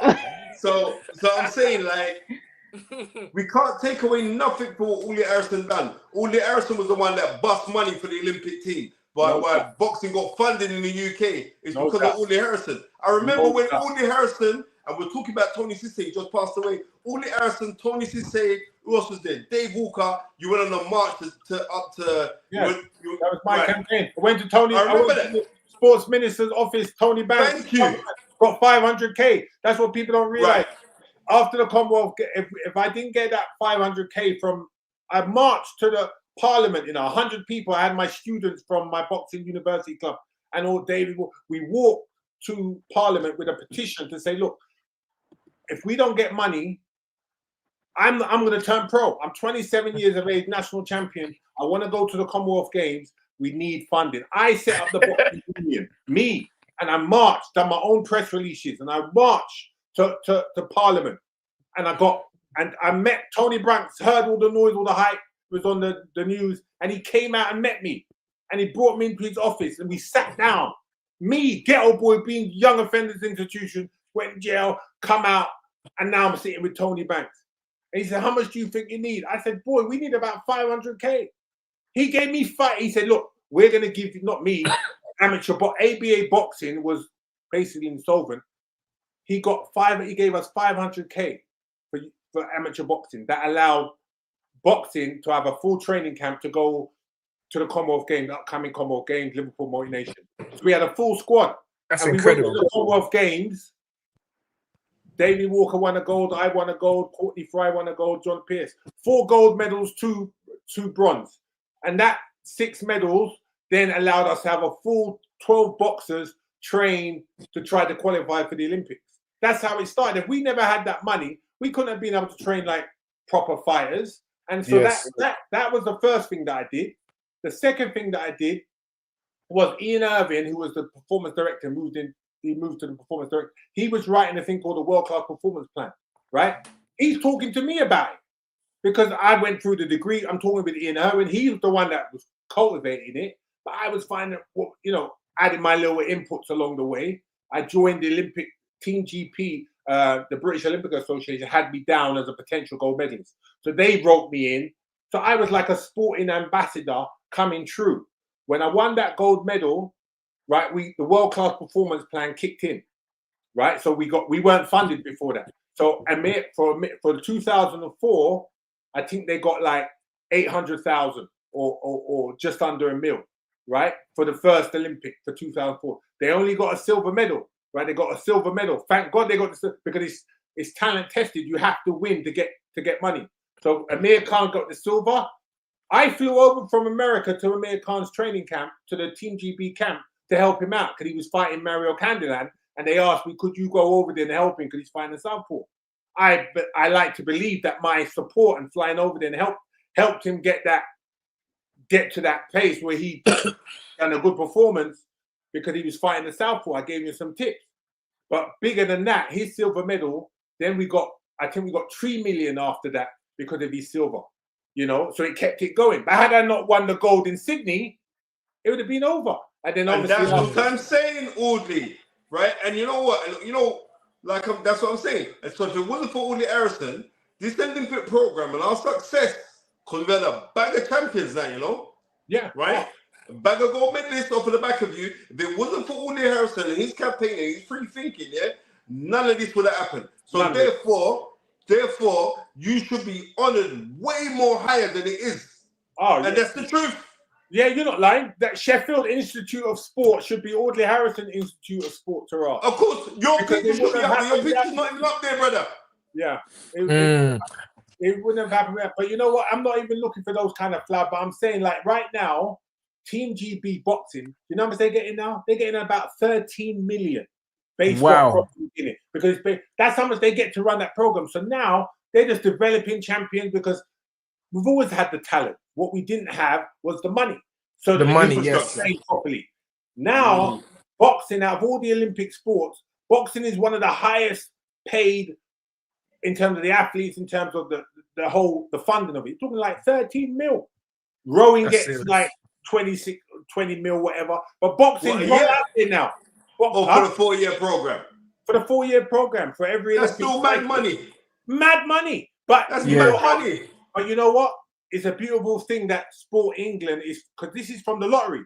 This is from the lottery. People, the lottery's worth, what is it, 300 million? That's 3.25 million a year they're getting, Yeah, they're getting big money, but what I'm saying, it all comes from the lottery. So that's where the public should clap themselves, because without the public paying for the lottery, they wouldn't be able to fund the athletes going to the Olympics. Because remember, 1996, they had the worst Olympics ever, and everybody was broke. You had athletes selling their equipment in the streets trying to make money. So the government, I think, made a good move, but say, hey, let's take money from the lottery and give it to the sports, so we can get the athletes funded, so the athletes don't have to work 3 jobs. So that's a good thing. But the thing is, now they're getting so much money, you got to make, there's got to be some sort of fiscal, like, due diligence in, like, are we using the money the right way? Because remember, you got women's boxing, you got men's boxing, you got the junior program. So it's a big program. You get what I'm saying? But when I look at, like, if I was in England, I'd like to think with my experience, with my sports science knowledge, with my boxing knowledge, with my business knowledge from being my promoter, with the kind of people I've met in training camp, I know I could develop an Olympic champion, just like I know I can develop a world champion. But like I have my way, I have my thing. Actually, to be honest, I'm kind of knocking on the door with USA Boxing right now. USA Boxing is almost in the same position that England's in right now because they haven't won a gold medal in men since 2004, Andre Ward. So they're in the same kind of situation where England was, but we hadn't won a gold medal in 32 years. And I'm like, I'm going to change the game. It's kind of like that here. So I'm kind of like knocking on the door with them. We're kind of having a little thing because I feel like I can add value to their program right now and help them win a gold medal, which they haven't done. And 3 years is coming up fast. They haven't done it since Andre Ward 2004. So you've got 2-3 years, and a world-class performance program takes 4 years. So we're kind of already rushing because you've got 3 years now. I done my thing in 3 years because I won the Commonwealth Games in 98, but I started the program in 97. So you've got 3 years to get it right in terms of like developing an Olympian. So, you know, I'm going to start making some noise, more noise. You lot are going to see more of me. I'm going to start making more noise because I feel like when I'm dead and gone, I can't pass what I have with me in the coffin. You get what I'm saying? So I've got to start using my knowledge right now and start sharing that knowledge so that people can get to benefit of what I know. Yes. Another 2 Snapchats, as we like to call them. Thank you, Vero Bailey. 9610. Fed up with certain ex-pros and pundits that jump on a bandwagon when Eli lost to Benavidez. It's Tunde's fault. Change the trainer. Now Benavidez. Clap up Zurdo. It's Benavidez is great. Kiss me tea. Well, we know the narrative, man. We're not even sweating that, man. We just keep moving. Go. And thank you, Bobby Wright. 1 second, Junior. Thank you, Bobby Wright. 7396. He says there should be a statue of Audley Harrison outside the Sports Institute. Yeah, no, that's the truth, though. Anyway, no, what we're saying, that's the truth. Trust me, Junior, you was gonna say something. That comment when they was talking about Tunde changed the train and all that stuff. I was one of the people who's on platforms like that doesn't make sense for one. And they was talking about the Kovalev fight. I'm like, do y'all realize where they were? Do y'all realize where they were fighting at? You mad because he told his kid, hey, this guy, something's wrong with this guy. Put mash on the gas and see you get rid of this kid. Because we now weren't, because you send it like we might get this scorecard, and next thing you know, you always hear 1 point one way, 2 points another way, and then 10 points another whole way on the third card. So like, get rid of this kid. Go get rid of this kid. Because you already know as a team, when you fight, for people who don't understand, when you come out the dressing room, I've been a part of camps where we've come out the dressing room and you know you down 3 rounds to nothing off the rip. Come on. No, wait. But let me just interrupt. Audley Spencer, do you know this is the first time I've heard anyone talk what was in my mind on that night? So go ahead, young man. Keep to it. This is why you listen, man. The youth. Anyway, carry on. I grew up and where I'm from, you know, I'm from Clinton, Maryland, like 5 minutes outside DC, the nation's capital in the United States. So, and I'm 45 minutes from Baltimore, where Tank is from. So we would always spar and everything, you know. So I saw somebody say like, who am I? Like, I have sickle cell, so I wasn't able to fight like I wanted to, but I grew up in the gyms all the time. So guys like Dusty Harrison, Swift Jared Hurd, and Garrett, my god brothers, the Russells, Gary Russell Jr., they was like, man, you not no spawn partner. Like, we want you in camp if you could give us some rounds. So like when I had the honor of being in, like my uncle is Nesto Rodriguez, the one who trained Jared. So I was around when my dad was a pro and Nesto was a pro and all this. So I grew up around a lot of old school training. Dave Jacobs, my dad was a top amateur who was supposed to go to the 80 Olympics, but it was banned. You know, they got boycotted, so they didn't go. But he was behind, you know, Dave Jacobs and so many guys like that. And for you young kids out there, Dave Jacobs was the man that famously trained Sugar Ray Leonard. Yeah. Right? So those people don't know that much. Dave Jacobs is the guy. Yeah. You know, God rest his soul. So like I was around a lot of those guys. So and Jared, you know, having me in those camps, I was the Tony Harrison in camp, but you know, I was the guy who could do and I was certain other guys that he fought in camp, Trout, because I could box southpaw, switch up. So I learned so much being around so many guys. And I've been in camps where I remember one fight, I'm not gonna say his name, but he fought somewhere and he came out the dressing room And somebody, he told me after, somebody yelled, he said, "Good luck, bro." And he was like, "Thanks, man." He said, "You already know, you down 4 rounds to nothing." And he was like, and he stopped and looked at the dude like, "Is he going this way?" He dude walking that way. He was like, he went out there, and when he got the scorecard, it was crazy. Even one time where he wound up hurting the guy real bad, and he wound up getting cut. And he said, "Come on, don't stop this. Like I worked my whole life for this." But they had all the money on the other kid. Yeah. So and now he got that cut. It's 3 minutes. I know this kid could protect this eye for 3 minutes with everything on the line. And they stopped it. Yeah. He was like, Hey, man. "Yeah, man. You gotta understand what territory you stepping in." Yeah, but Yes, sir. Yes, sir. But to that point, though, my mentality in boxing, and when I was on the way up with all my success, whatever the task is, this is the task. And if I've got a fighter in front of me, or I was the fighter, this is the task. Like I tore my pec fighting Michael Sport. This is the task. I said that fight. My mentality was losing is not an option. So that's what I was prepared for.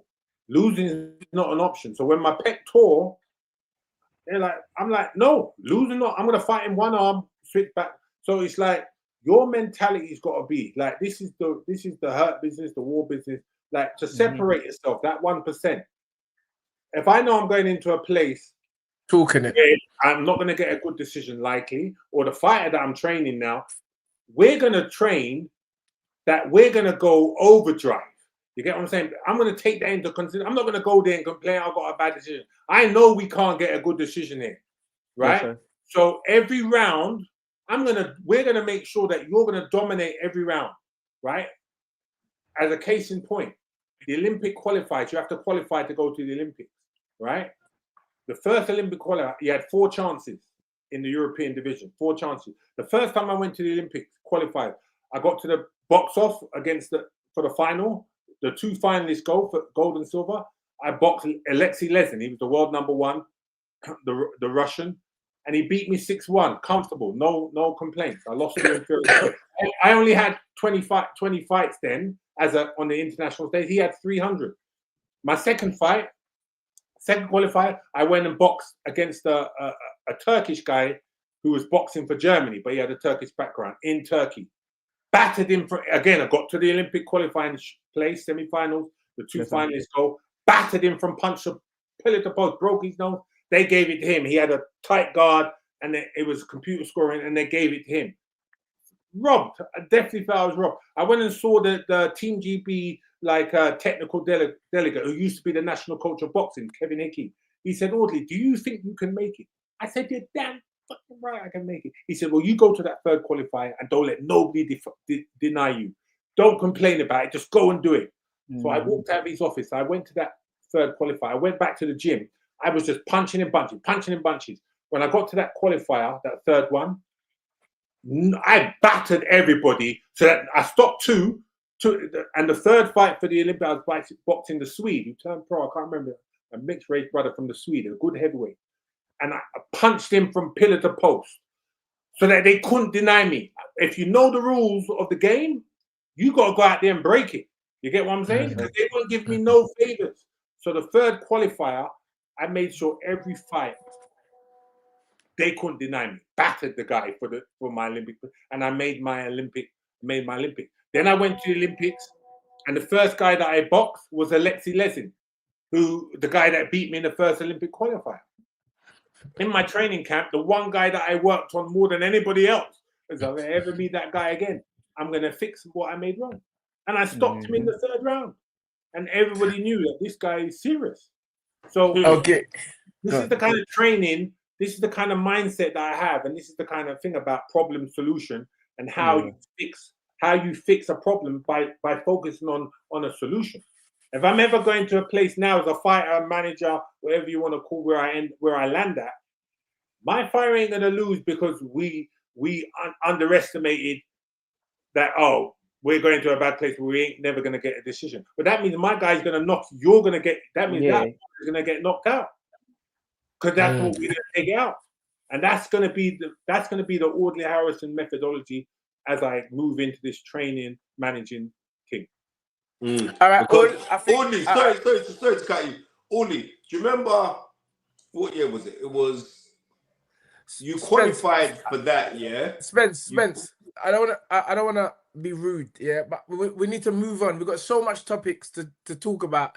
Yeah, but we wait, don't I want know. to. But I've had my time. Okay, I got it. I had my time. No. Tunde, let me just touch on this. I'm gonna let Spence answer. Yeah, let me just touch on he this. has to finish his question, but we don't want to turn this into no reminiscing dance thing. Right, We're just reminiscing about the old days. We need to, right. Current affairs. We need to move on to. You get what I'm saying? Suspense. No, this is my last thing. I was going to realize, like, at the time, like, in 2000, before winning Olympics, when Audley qualified, I think you qualified in December of 99, yeah? And then we came, and then me and Audley went to go see Mike Tyson. Remember that? Yeah, of course. Right, we went to go see Mike Tyson, when Mike Tyson come over to fight Julius. I took Tunde as well, right? And we've gone down there, and Mike Tyson, like, he goes, Mike Tyson, we're standing in the lobby, and Mike Tyson goes up to Audley, goes, hey, man, I see you qualified, man. I saw you fight. I saw you qualified. I said, rah, Audley's big, you know.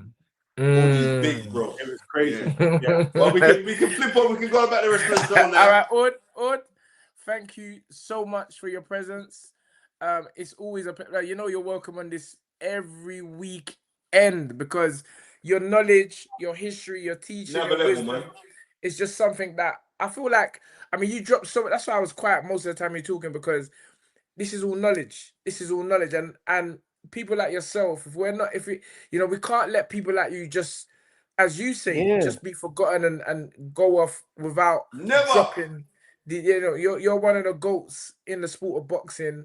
Whether they say it, we're always gonna say it and keep having you on and keep sharing your stories and your knowledge. And I believe that there's somewhere out there's a fighter that is gonna listen to the tutelage. I know years ago you came on this platform and said, bruv, you're not no warm-up man. You're not no warm-up trainer. Bro, I'll never forget that.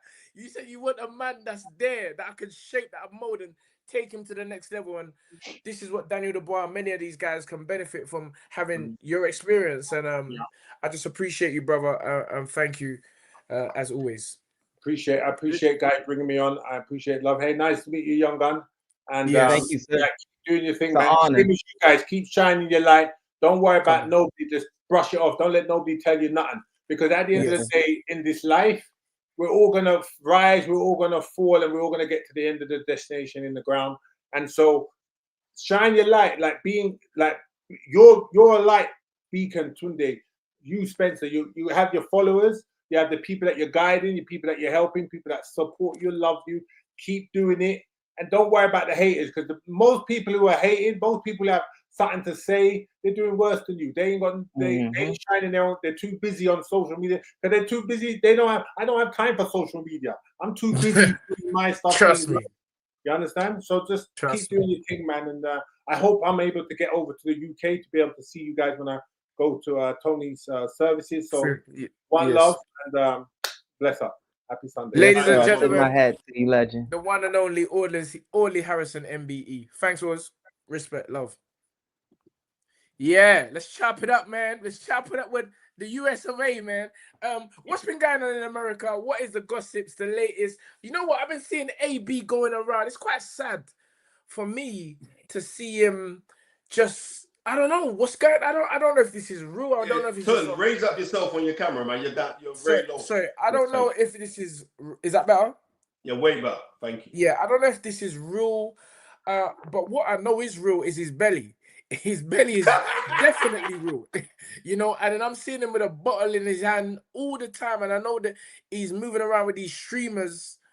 I don't know. I don't know what's the talk over there now.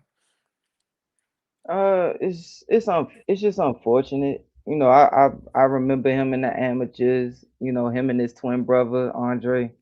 You know, a lot of people just feel like if anything that he could get away from boxing and do, I always thought he was gonna be the next Paulie Malignaggi. I thought because he has so much charisma. He's had that charisma. There's nothing fake about that with Twin. He's been like that since we were children. but you kind of burn those bridges, and you got people feel like you're a wild card, may not want to deal with you. So it's like, okay, if he could do the streaming, he could do the streaming and be all that he is, and still and make that money without feeling like he got to go through 3 minutes. But Yes. it's unfortunate because he did. So I know his backstory. I know what he went through as a kid and how quick, like he's spoken to this, so I could say it. But at one point when we were all still amateurs, him, Nuke is Rashid Warren, um, rest in peace, Mike Stafford, Coach Mike Stafford, like he was he was facing a lot of years, like a lot of years. And then he got out, didn't even fight open, turned pro, and was doing his thing. And it's like for him to come out of all of that and make it to this point, and then all of a sudden go down to this point, it hurts because I mean I've been Cincinnati, like Ohio in general, is like our brother city with boxing. Got like Tank come up here from Baltimore. He know all of these DC streets and Maryland streets. Like and same thing with them Ohio boys. They come over here. They know how to get around and everything because they always here. They would go to We would go to Headbangers. We would go to Headbangers and train. We will all be together. So and Gerald Tucker, all those guys. So it's just very unfortunate. It's just very unfortunate. I just want to see him find his lane, make good money outside of fighting, and find peace within itself that is about it. Yes, sir. Okay, big up AB.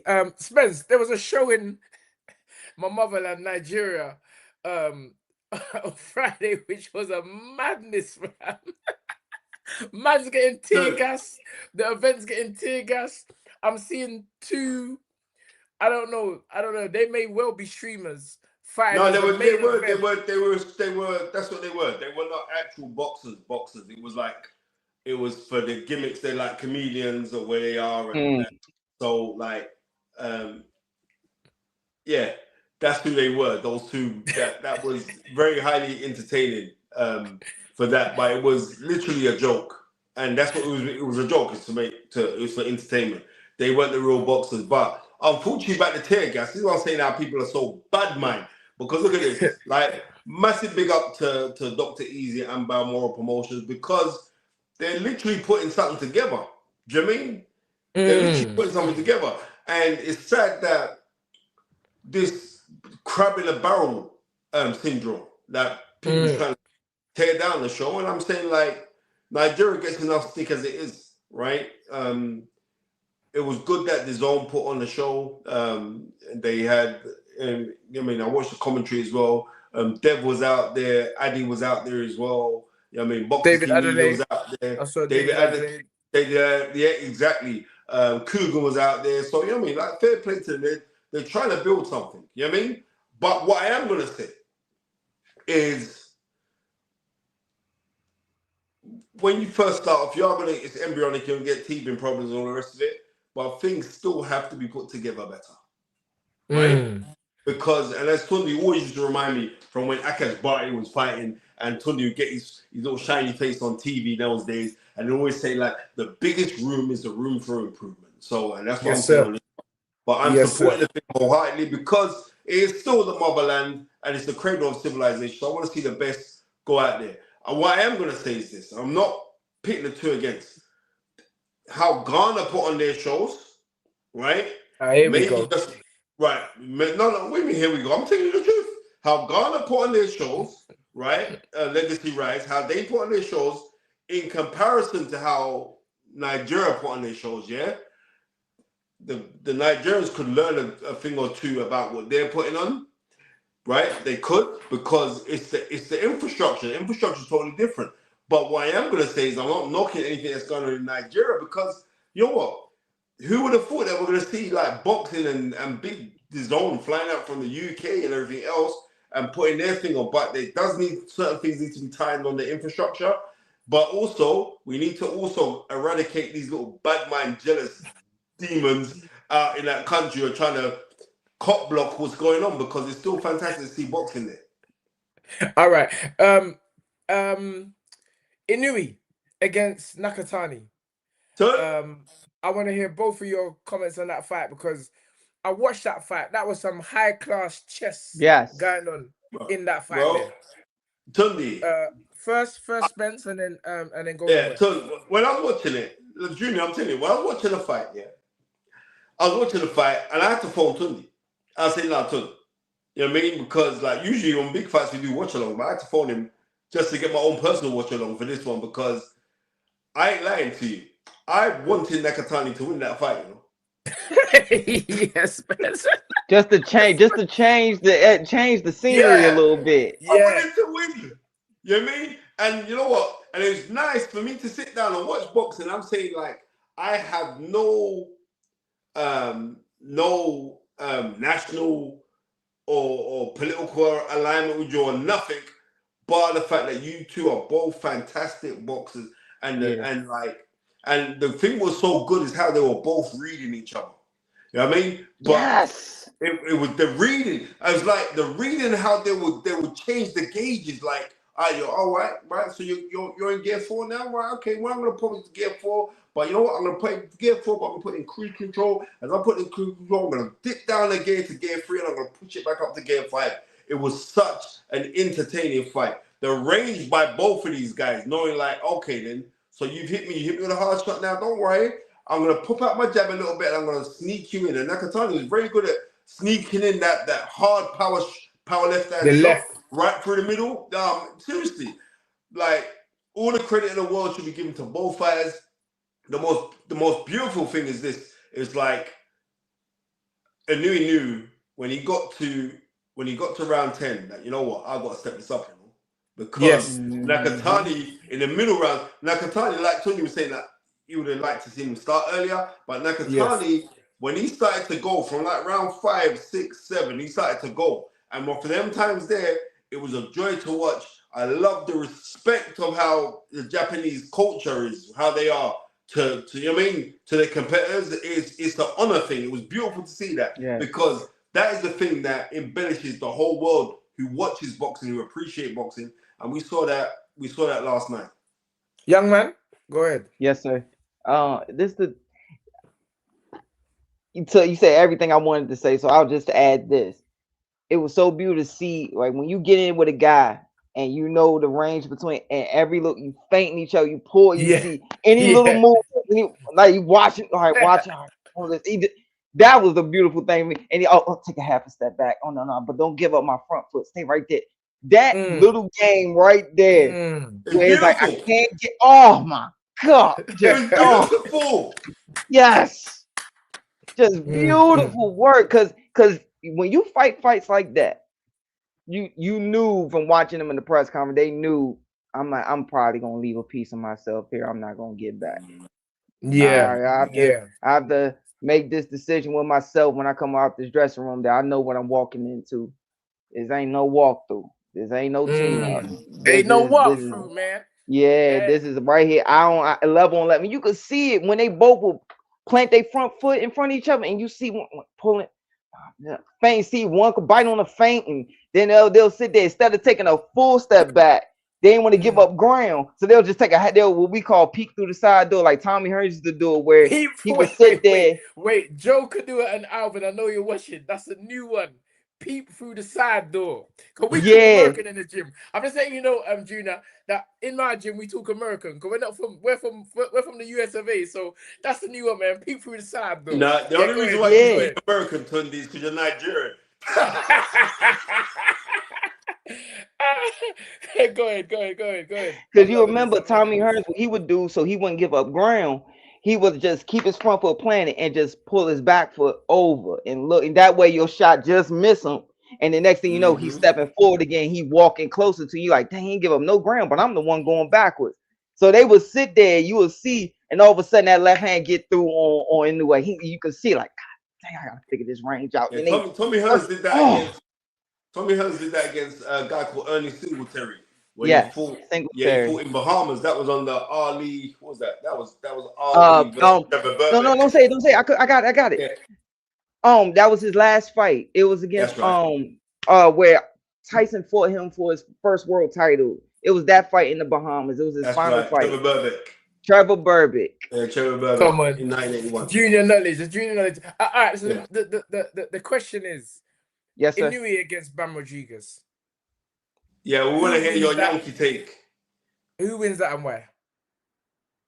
After you, sir. Spence. Inoue against Bam. I knew he's gonna win that fight. Yeah. Oh yeah. Telling you, right? Too strong. Bam is incredible. Don't get twisted. Bam is incredible, right? And he's technically sound. He's so sound technically, right? But there is something about what I witnessed, and what I witnessed yesterday in the Nakatani fight was baptism under fire.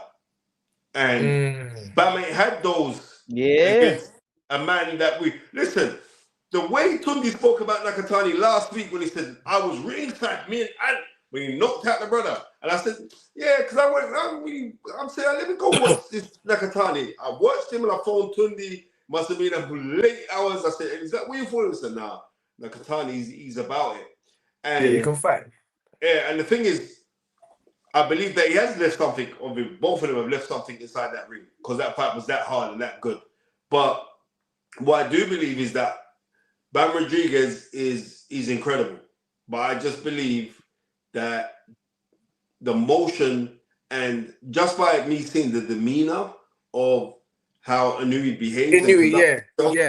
Yeah, there's something about that where I'm saying like, yeah, he's gonna deal with him, you know. It's like when he claps you, it's like I'm showing you that you can't punch like me. He's got that kind of aura, the aura, that kind of attitude about himself. Whereas Bam is just so technically, perfect, stepping in, stepping out, throwing good combinations. But I feel like Inoue seems like he can do it all.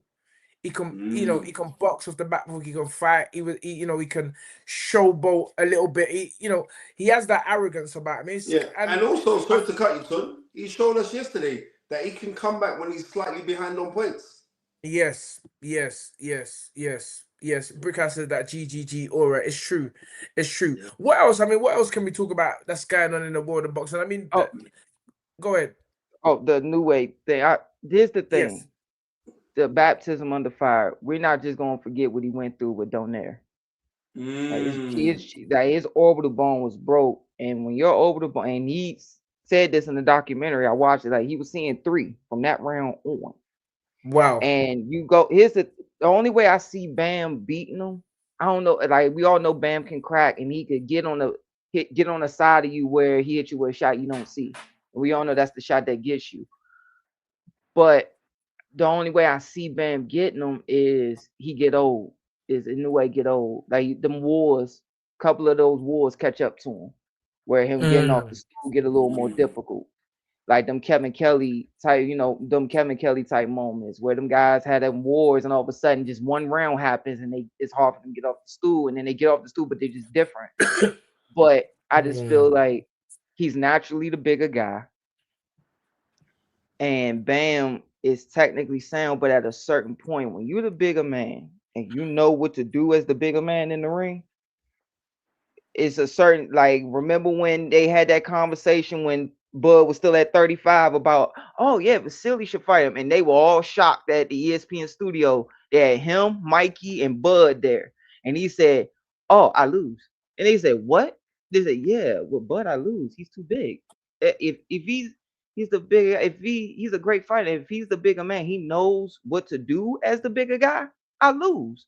And Inoue has that sense in himself where you could tell him, okay, stop playing. This kid keeps stepping around. Let's put a scenario here, man. Bam stepping around you, man. He keeps stepping around you. He keeps trying to hit you with these blind shots that you don't see. Start walking this kid down. Start roughing him up. Start moving this kid with your shoulder. Start banging on this kid, man. Move him from pillow to post. From now on, I don't want you to break the clinch until the ref says break. Then you break. We're going to give him a reason. We're going to start making the ring shrink a little bit. That's when I feel like the fight changes. You know what I'm going to do here? You know the thing where you got in your ear? When you get it, but I need you in my corner when my boys are fighting. I would be honored to do that. I don't know. There's something about the American accent, yeah. It just hypes me, bro. It's like I'm in Floyd's gym or somewhere, and I just hear the It's accent. because you're and Nigerian. It just makes me want, yeah, because you know when they say Nigerians are Americans, right? It just makes me You know, want to fight. Americans, bro. Coach Tunde, Mr. Spirit, I got a funny story real quick for y'all. Quick minute and a half. I'm sparring Jared, and Yes. mind you, I'm 35 pounds at the time. Jared is fighting at 54. Yes, sir. But I'm I'm big walking as well. around. Big. When I saw him, when I saw him, Man. hey, that guy's massive. Man, That and guy's here's massive. the thing. He fought in the amateurs with DeMar Nicholson at 65. He was skinny, like straight up and down skinny. And then Uncle Nesto started sculpting him when he turned pro. So now we sparring, right? Uncle Nesto want me to do what I do, make him have to find me, set traps for him, whatever.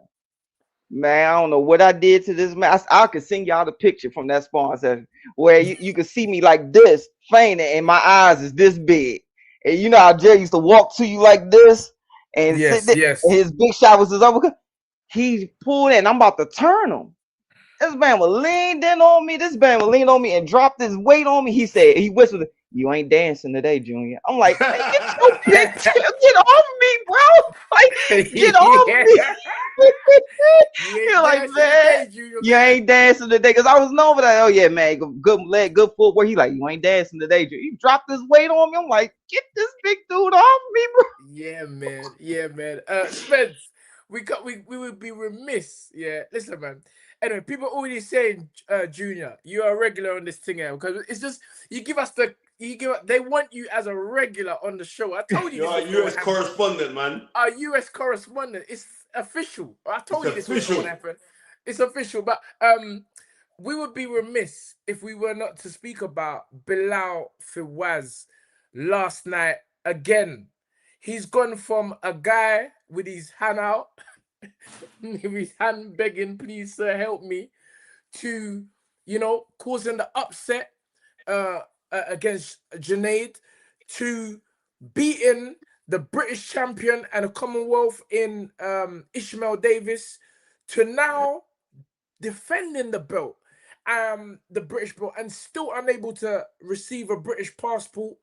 Bilal Fawaz's story continues to become greater and greater as time passes. And last night, what a tremendous performance, stopping, I think it's Ryan Kelly, unable to come out in the 9th round. But just touch on that, Spencer, because that was a great achievement. Did you watch the fight? I watched it. Oh, yeah. I watched it.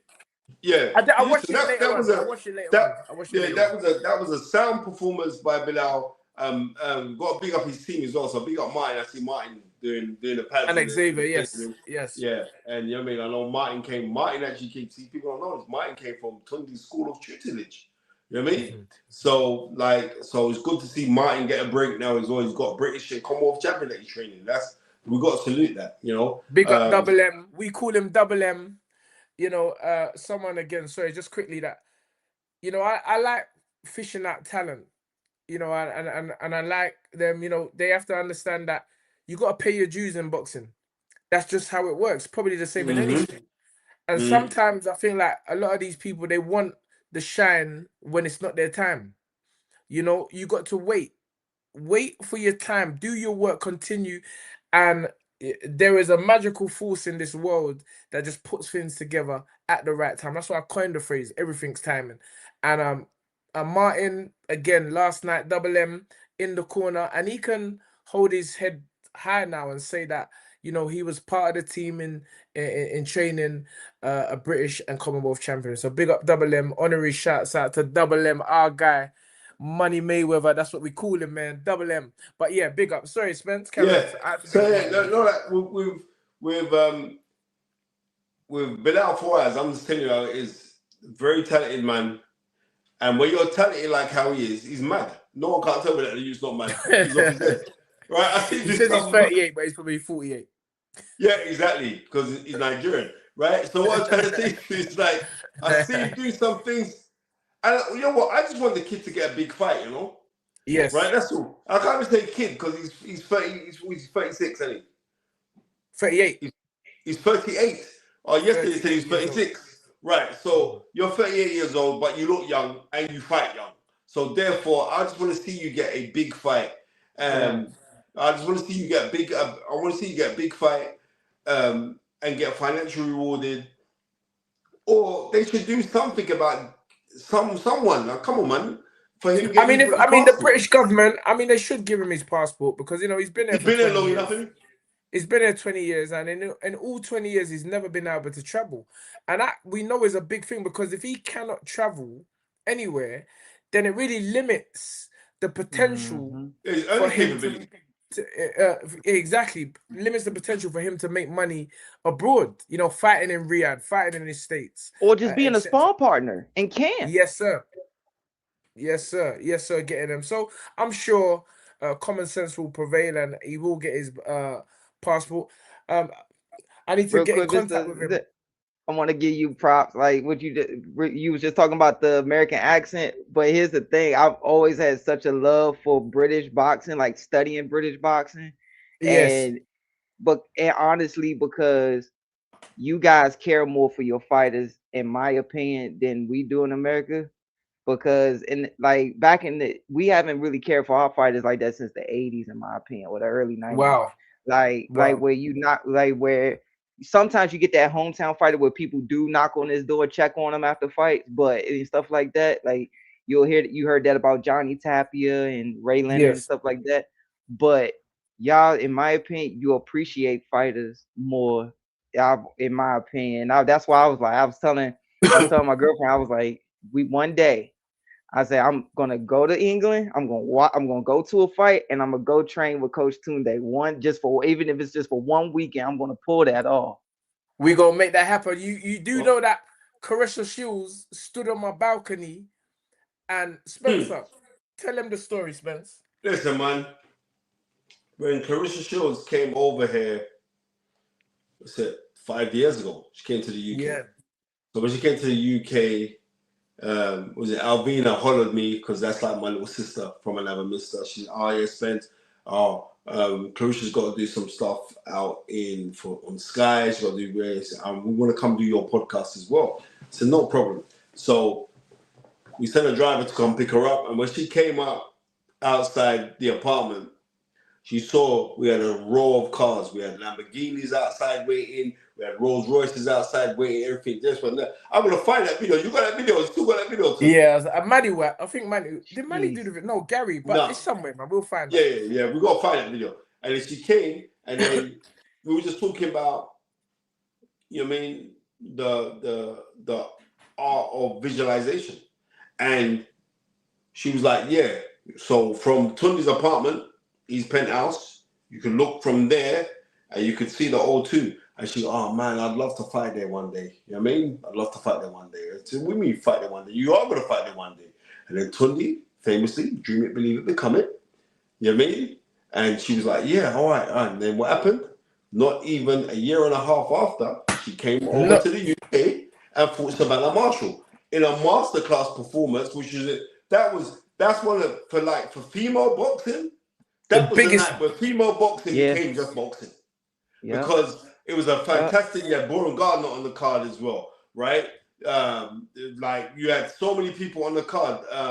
Dubois was on the card. So we had so many people on the card, and to see like everybody who was on that card as well done fantastically well as well.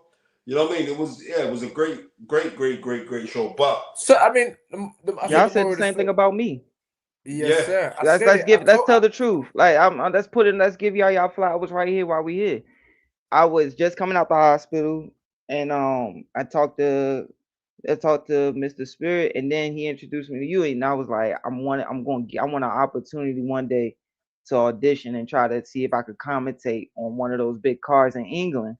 And he was like, don't worry, it's gonna come. Keep doing what you're doing. And then slowly but surely, next thing you know, now I'm on the Boxing Voice. Next thing you know, I did the Slip and Counter podcast, and we had that for a whole year. Then I wound up doing K2 Sports last year, doing that arena. And now I'm like, okay, building up my profile a little bit. So hopefully I'm like, all right, everything falling in place. Like Mr. Spencer and Mr. Tunde said, just keep doing what I'm doing. Hopefully somebody give me that big call. It's gonna happen, bro. It's gonna happen because you know, knowledge is something that can't be denied, and your love and your zest for boxing is apparent and it's evident. And as Jack Swagger says, it's just about paying your dues. You can't. Everyone is where they are for a reason. Every boxer is in a position for a reason. There ain't no abracadabra. It just don't exist. So it's like once you know what you want, you set out yourself. You know, we call it manifestation, we call it visualization, etc., etc. But my thing is, bruv, just do the work. Yeah. God is the greatest, and things are gonna happen for you. It's just about most people, 99 out of 100 will quit just when they're about to bust. Just when they're about to bust.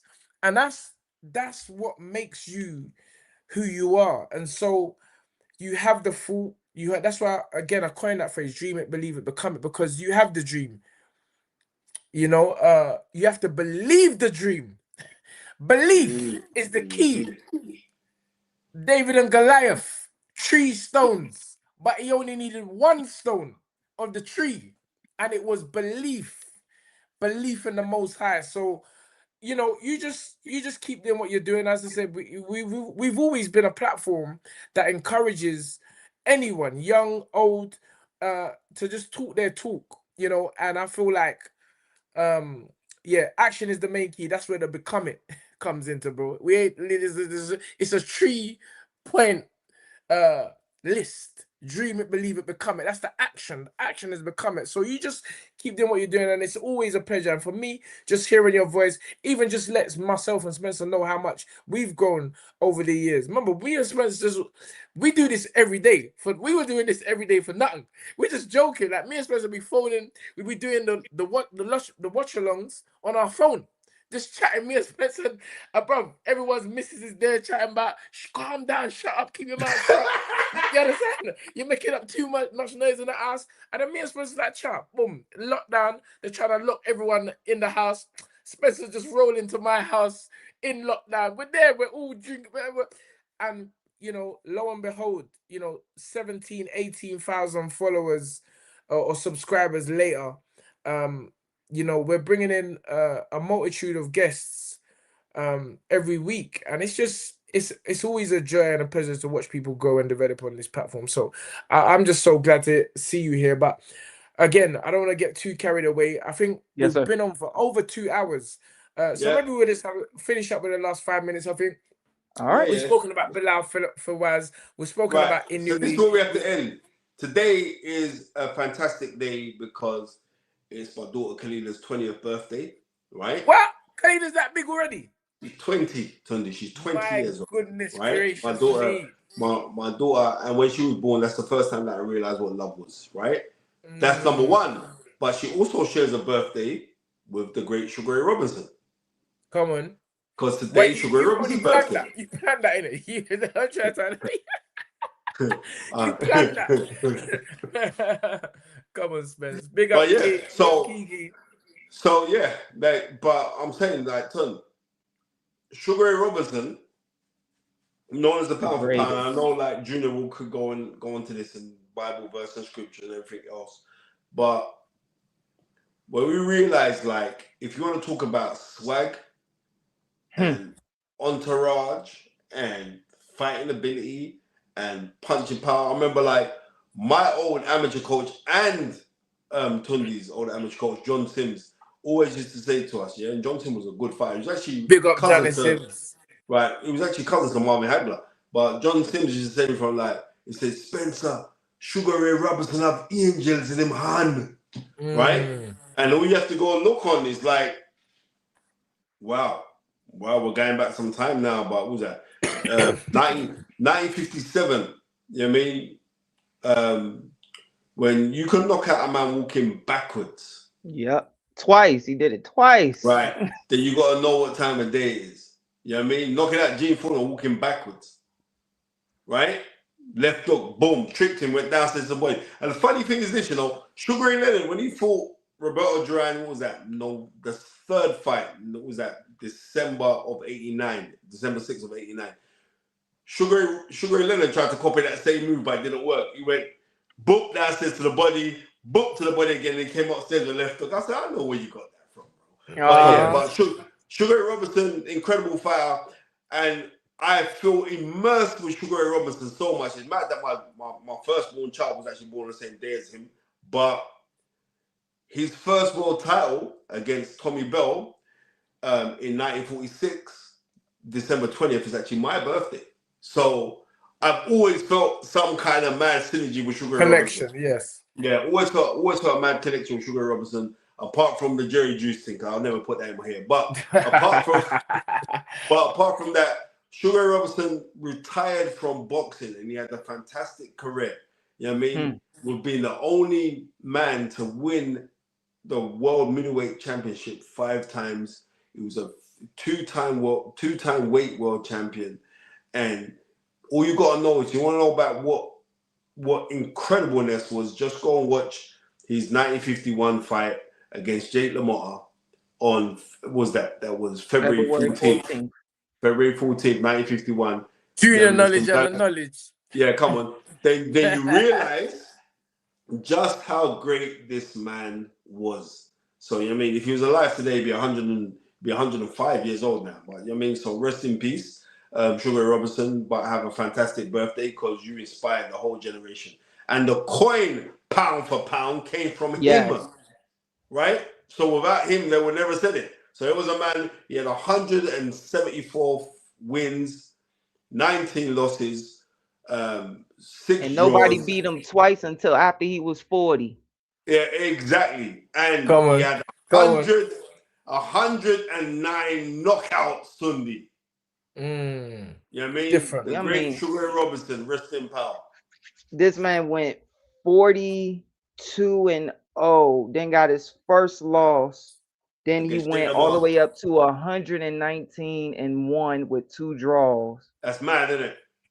Mad. And then, as good as we see him, as good as we watch his tapes, from what the old timers told me when I was a kid in the gym, they said the best of them was at welterweight.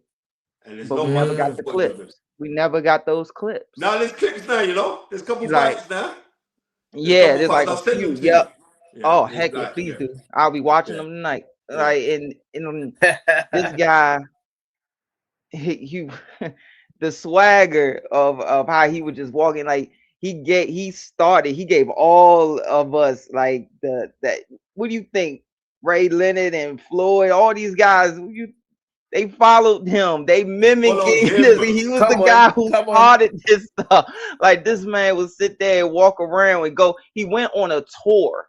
Like, you know what that means? Like he one of these rap artists. He went on a worldwide tour to fight, so people could see him, so people could know who he was and see him and touch him. That's how good he was. And to the story about the St. Valentine's Day Massacre, for people who don't know, the mind games that he played, he would sometimes drink. The old timers told one old timer told me this in the gym. He would drink the blood, like he would break down the steak and he would eat it raw, whatever. So he chose to do it at the press conference with Jake LaMotta.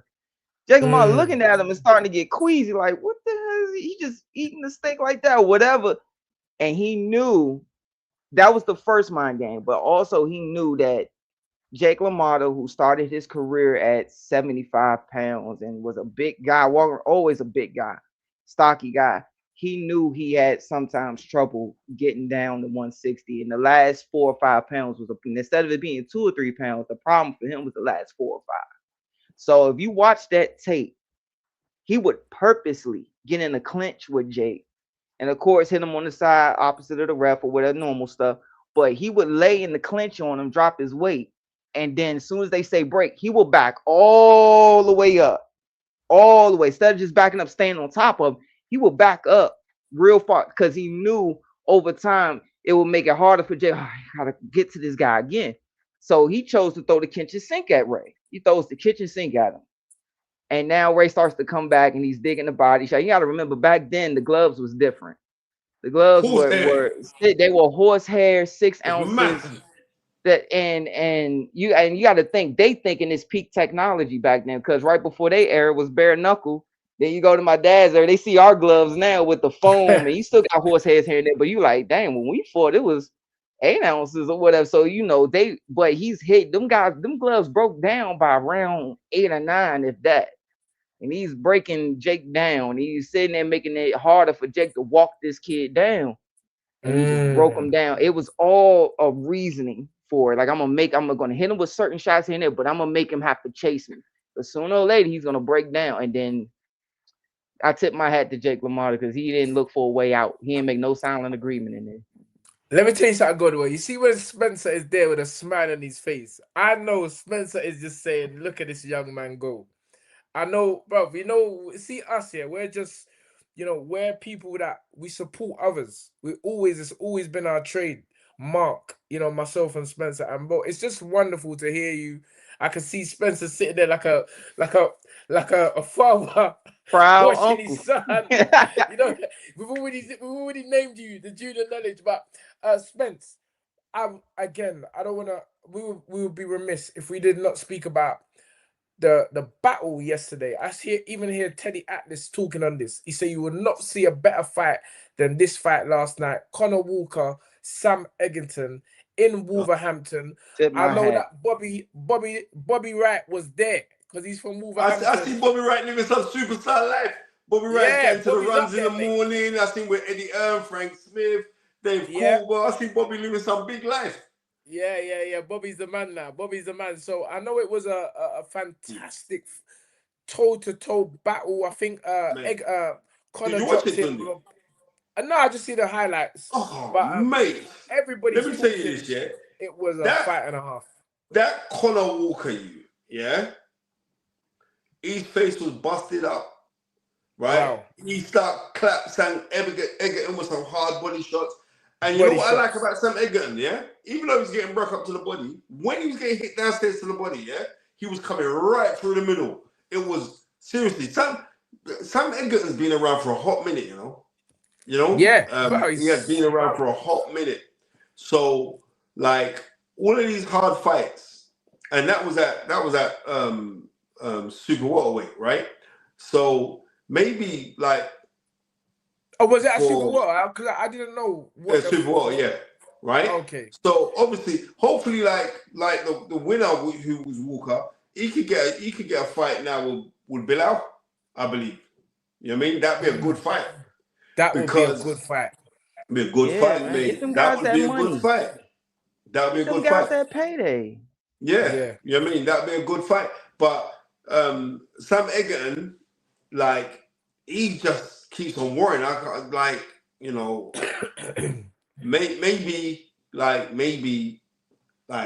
Maybe it could be like the end of the road for him now, But you know what? I know him and I know John Pegg and the rest of the crew. I know that's not going to be the last that we see of Sam Eggington. He's going to continue fighting. But when you see those body shots that were taken in, and as you get older, you're going to realize that the body shots that are the things that really damage you in later life. Man, you know Joe Louis. Okay. Yeah. Look at Joe Louis. In later life, it's the body shots. Oh, yeah? Right? Yes, Joe Louis was in a wheelchair later in his life because of that Billy Conn fight was the toll. When Billy Conn was throwing them flurries to the body, when people gotta understand what them boys went through last night, their wives are gonna. I'm gonna let y'all into people watching what goes on after fight. Those are fights where you find out you really got a boxer's wife or not, or she just dead. I'm telling you, because she gonna be the one to help. Like, let's really tell it.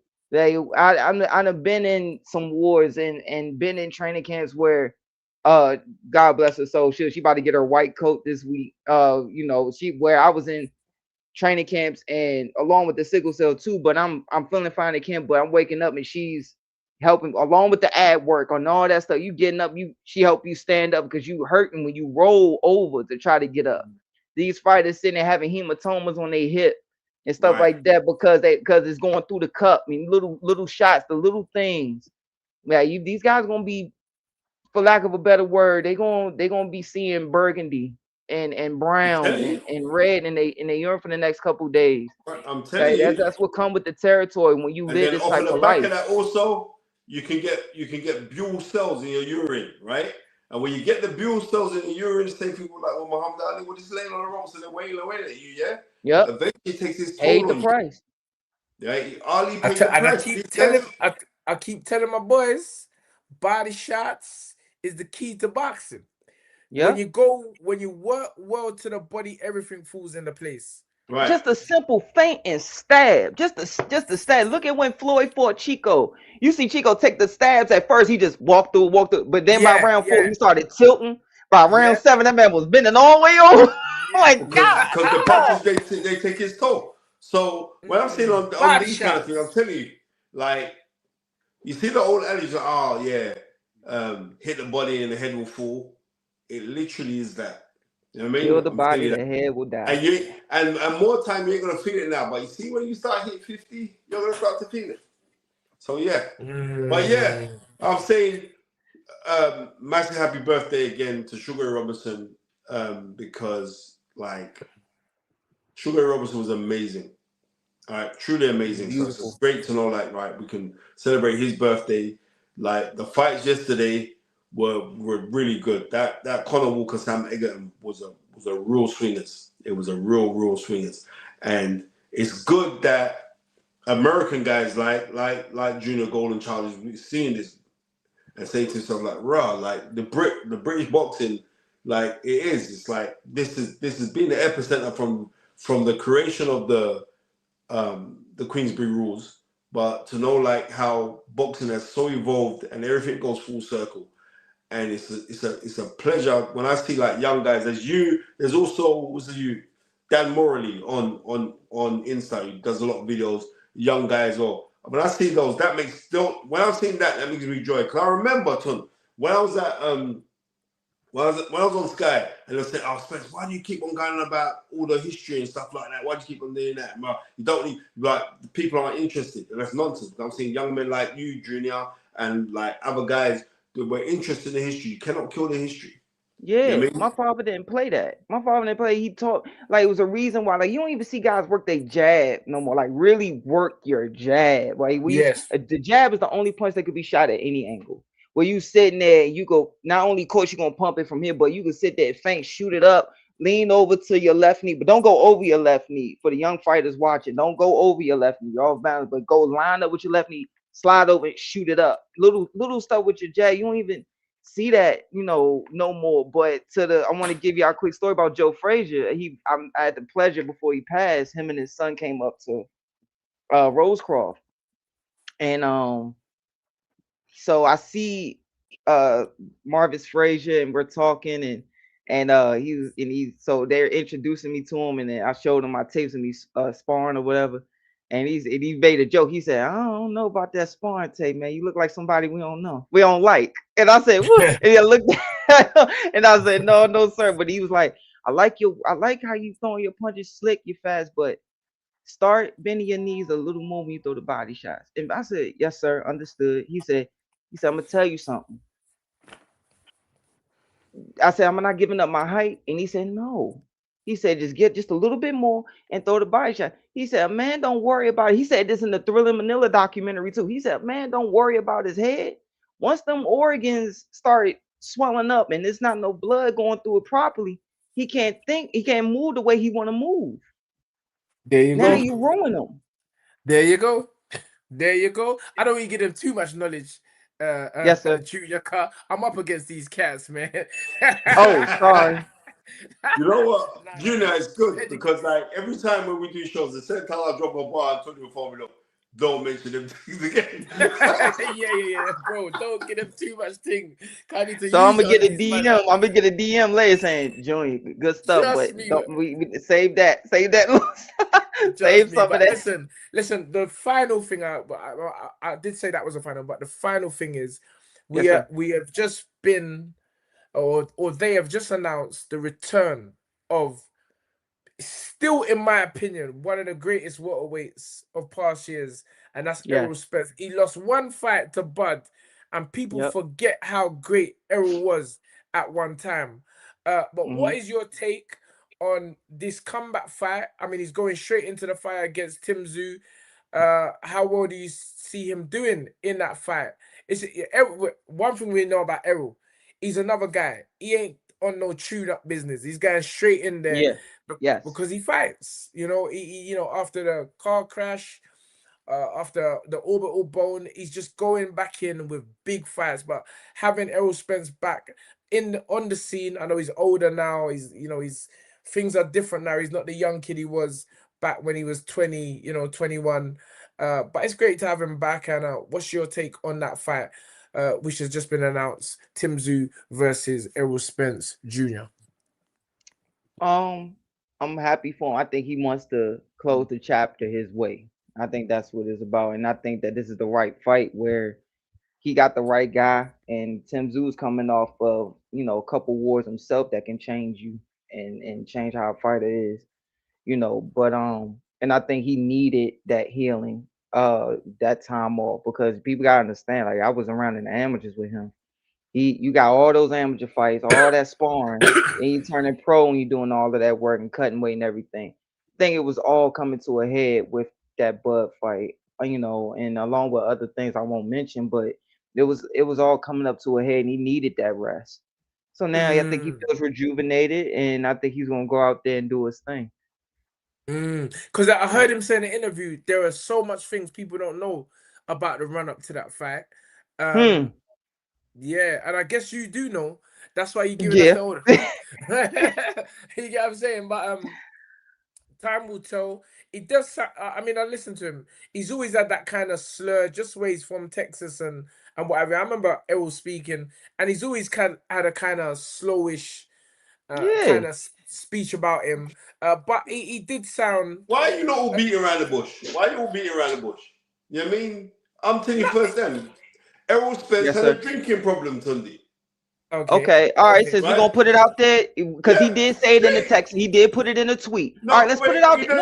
Everyone's saying, Junior, you don't have to put it in a tweet. I was with him in Vegas when he was drunk out of his head. Yeah. And then, remember, he was with Jared. Like when Jared put on the car, it was the video started. Him, Bunny, Tank, Adrien, Twin, all them out there drunk at the fight, and they joking and laughing and everything.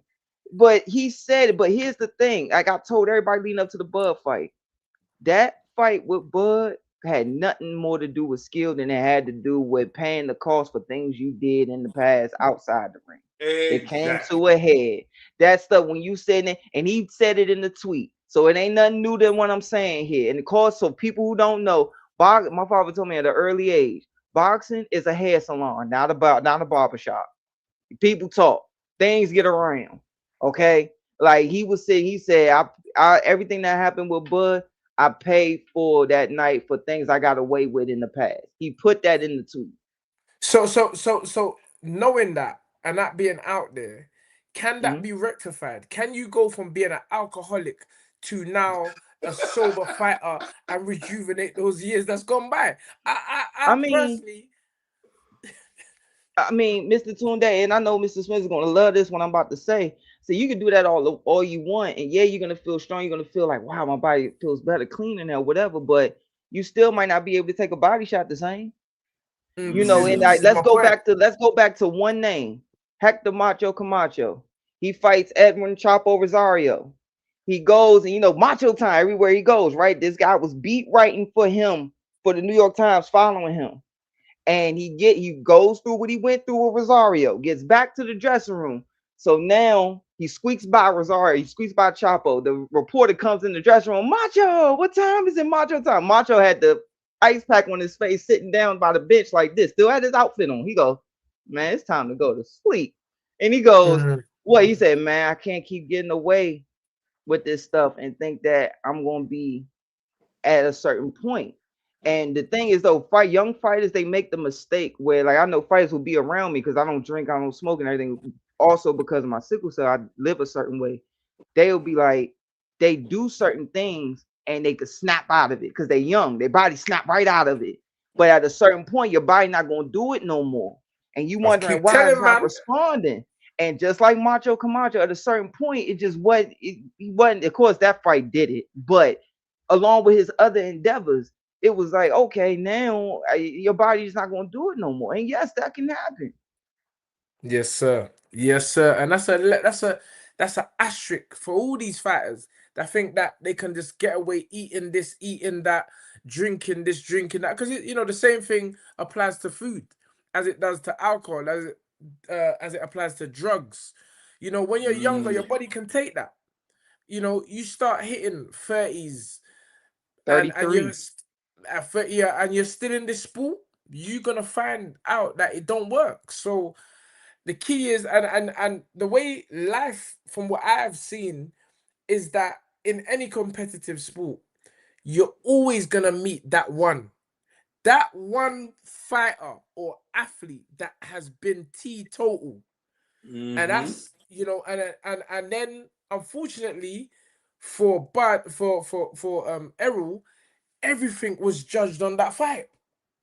Yeah. When the Mad, real innit? ones, it's mad when the real ones know that Errol Spence was going through all of this, but because of this, how this thing works, you know, when they say one man's detriment is another man's, you know, what's the word? Come on. How do you say it, Mhm. Spence? You know, and I love Errol Spence. He was always excited. I mean, I remember we were in He's the an gym with excellent him. fighter. We were in the gym with him in Vegas, you know, couple times. Where was I? I was around him in LA. When we fought in Dallas, Texas, was chopping it up with Errol. Errol and AY speak a lot, or on, you know, on socials and stuff like that. So Errol's my guy, and I just feel like the disrespect of him just losing one fight and everyone just Mhm. forgetting about all these accomplishments. Remember, he was champion for a long, long time. I'm You telling know, you.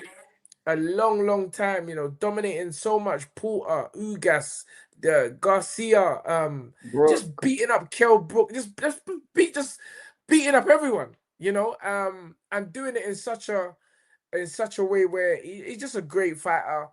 Um, I'm interested to see what he's got left, and I think this fight is gonna be just that one. So, big up EJ, sorry, back in the groove, July, not long now.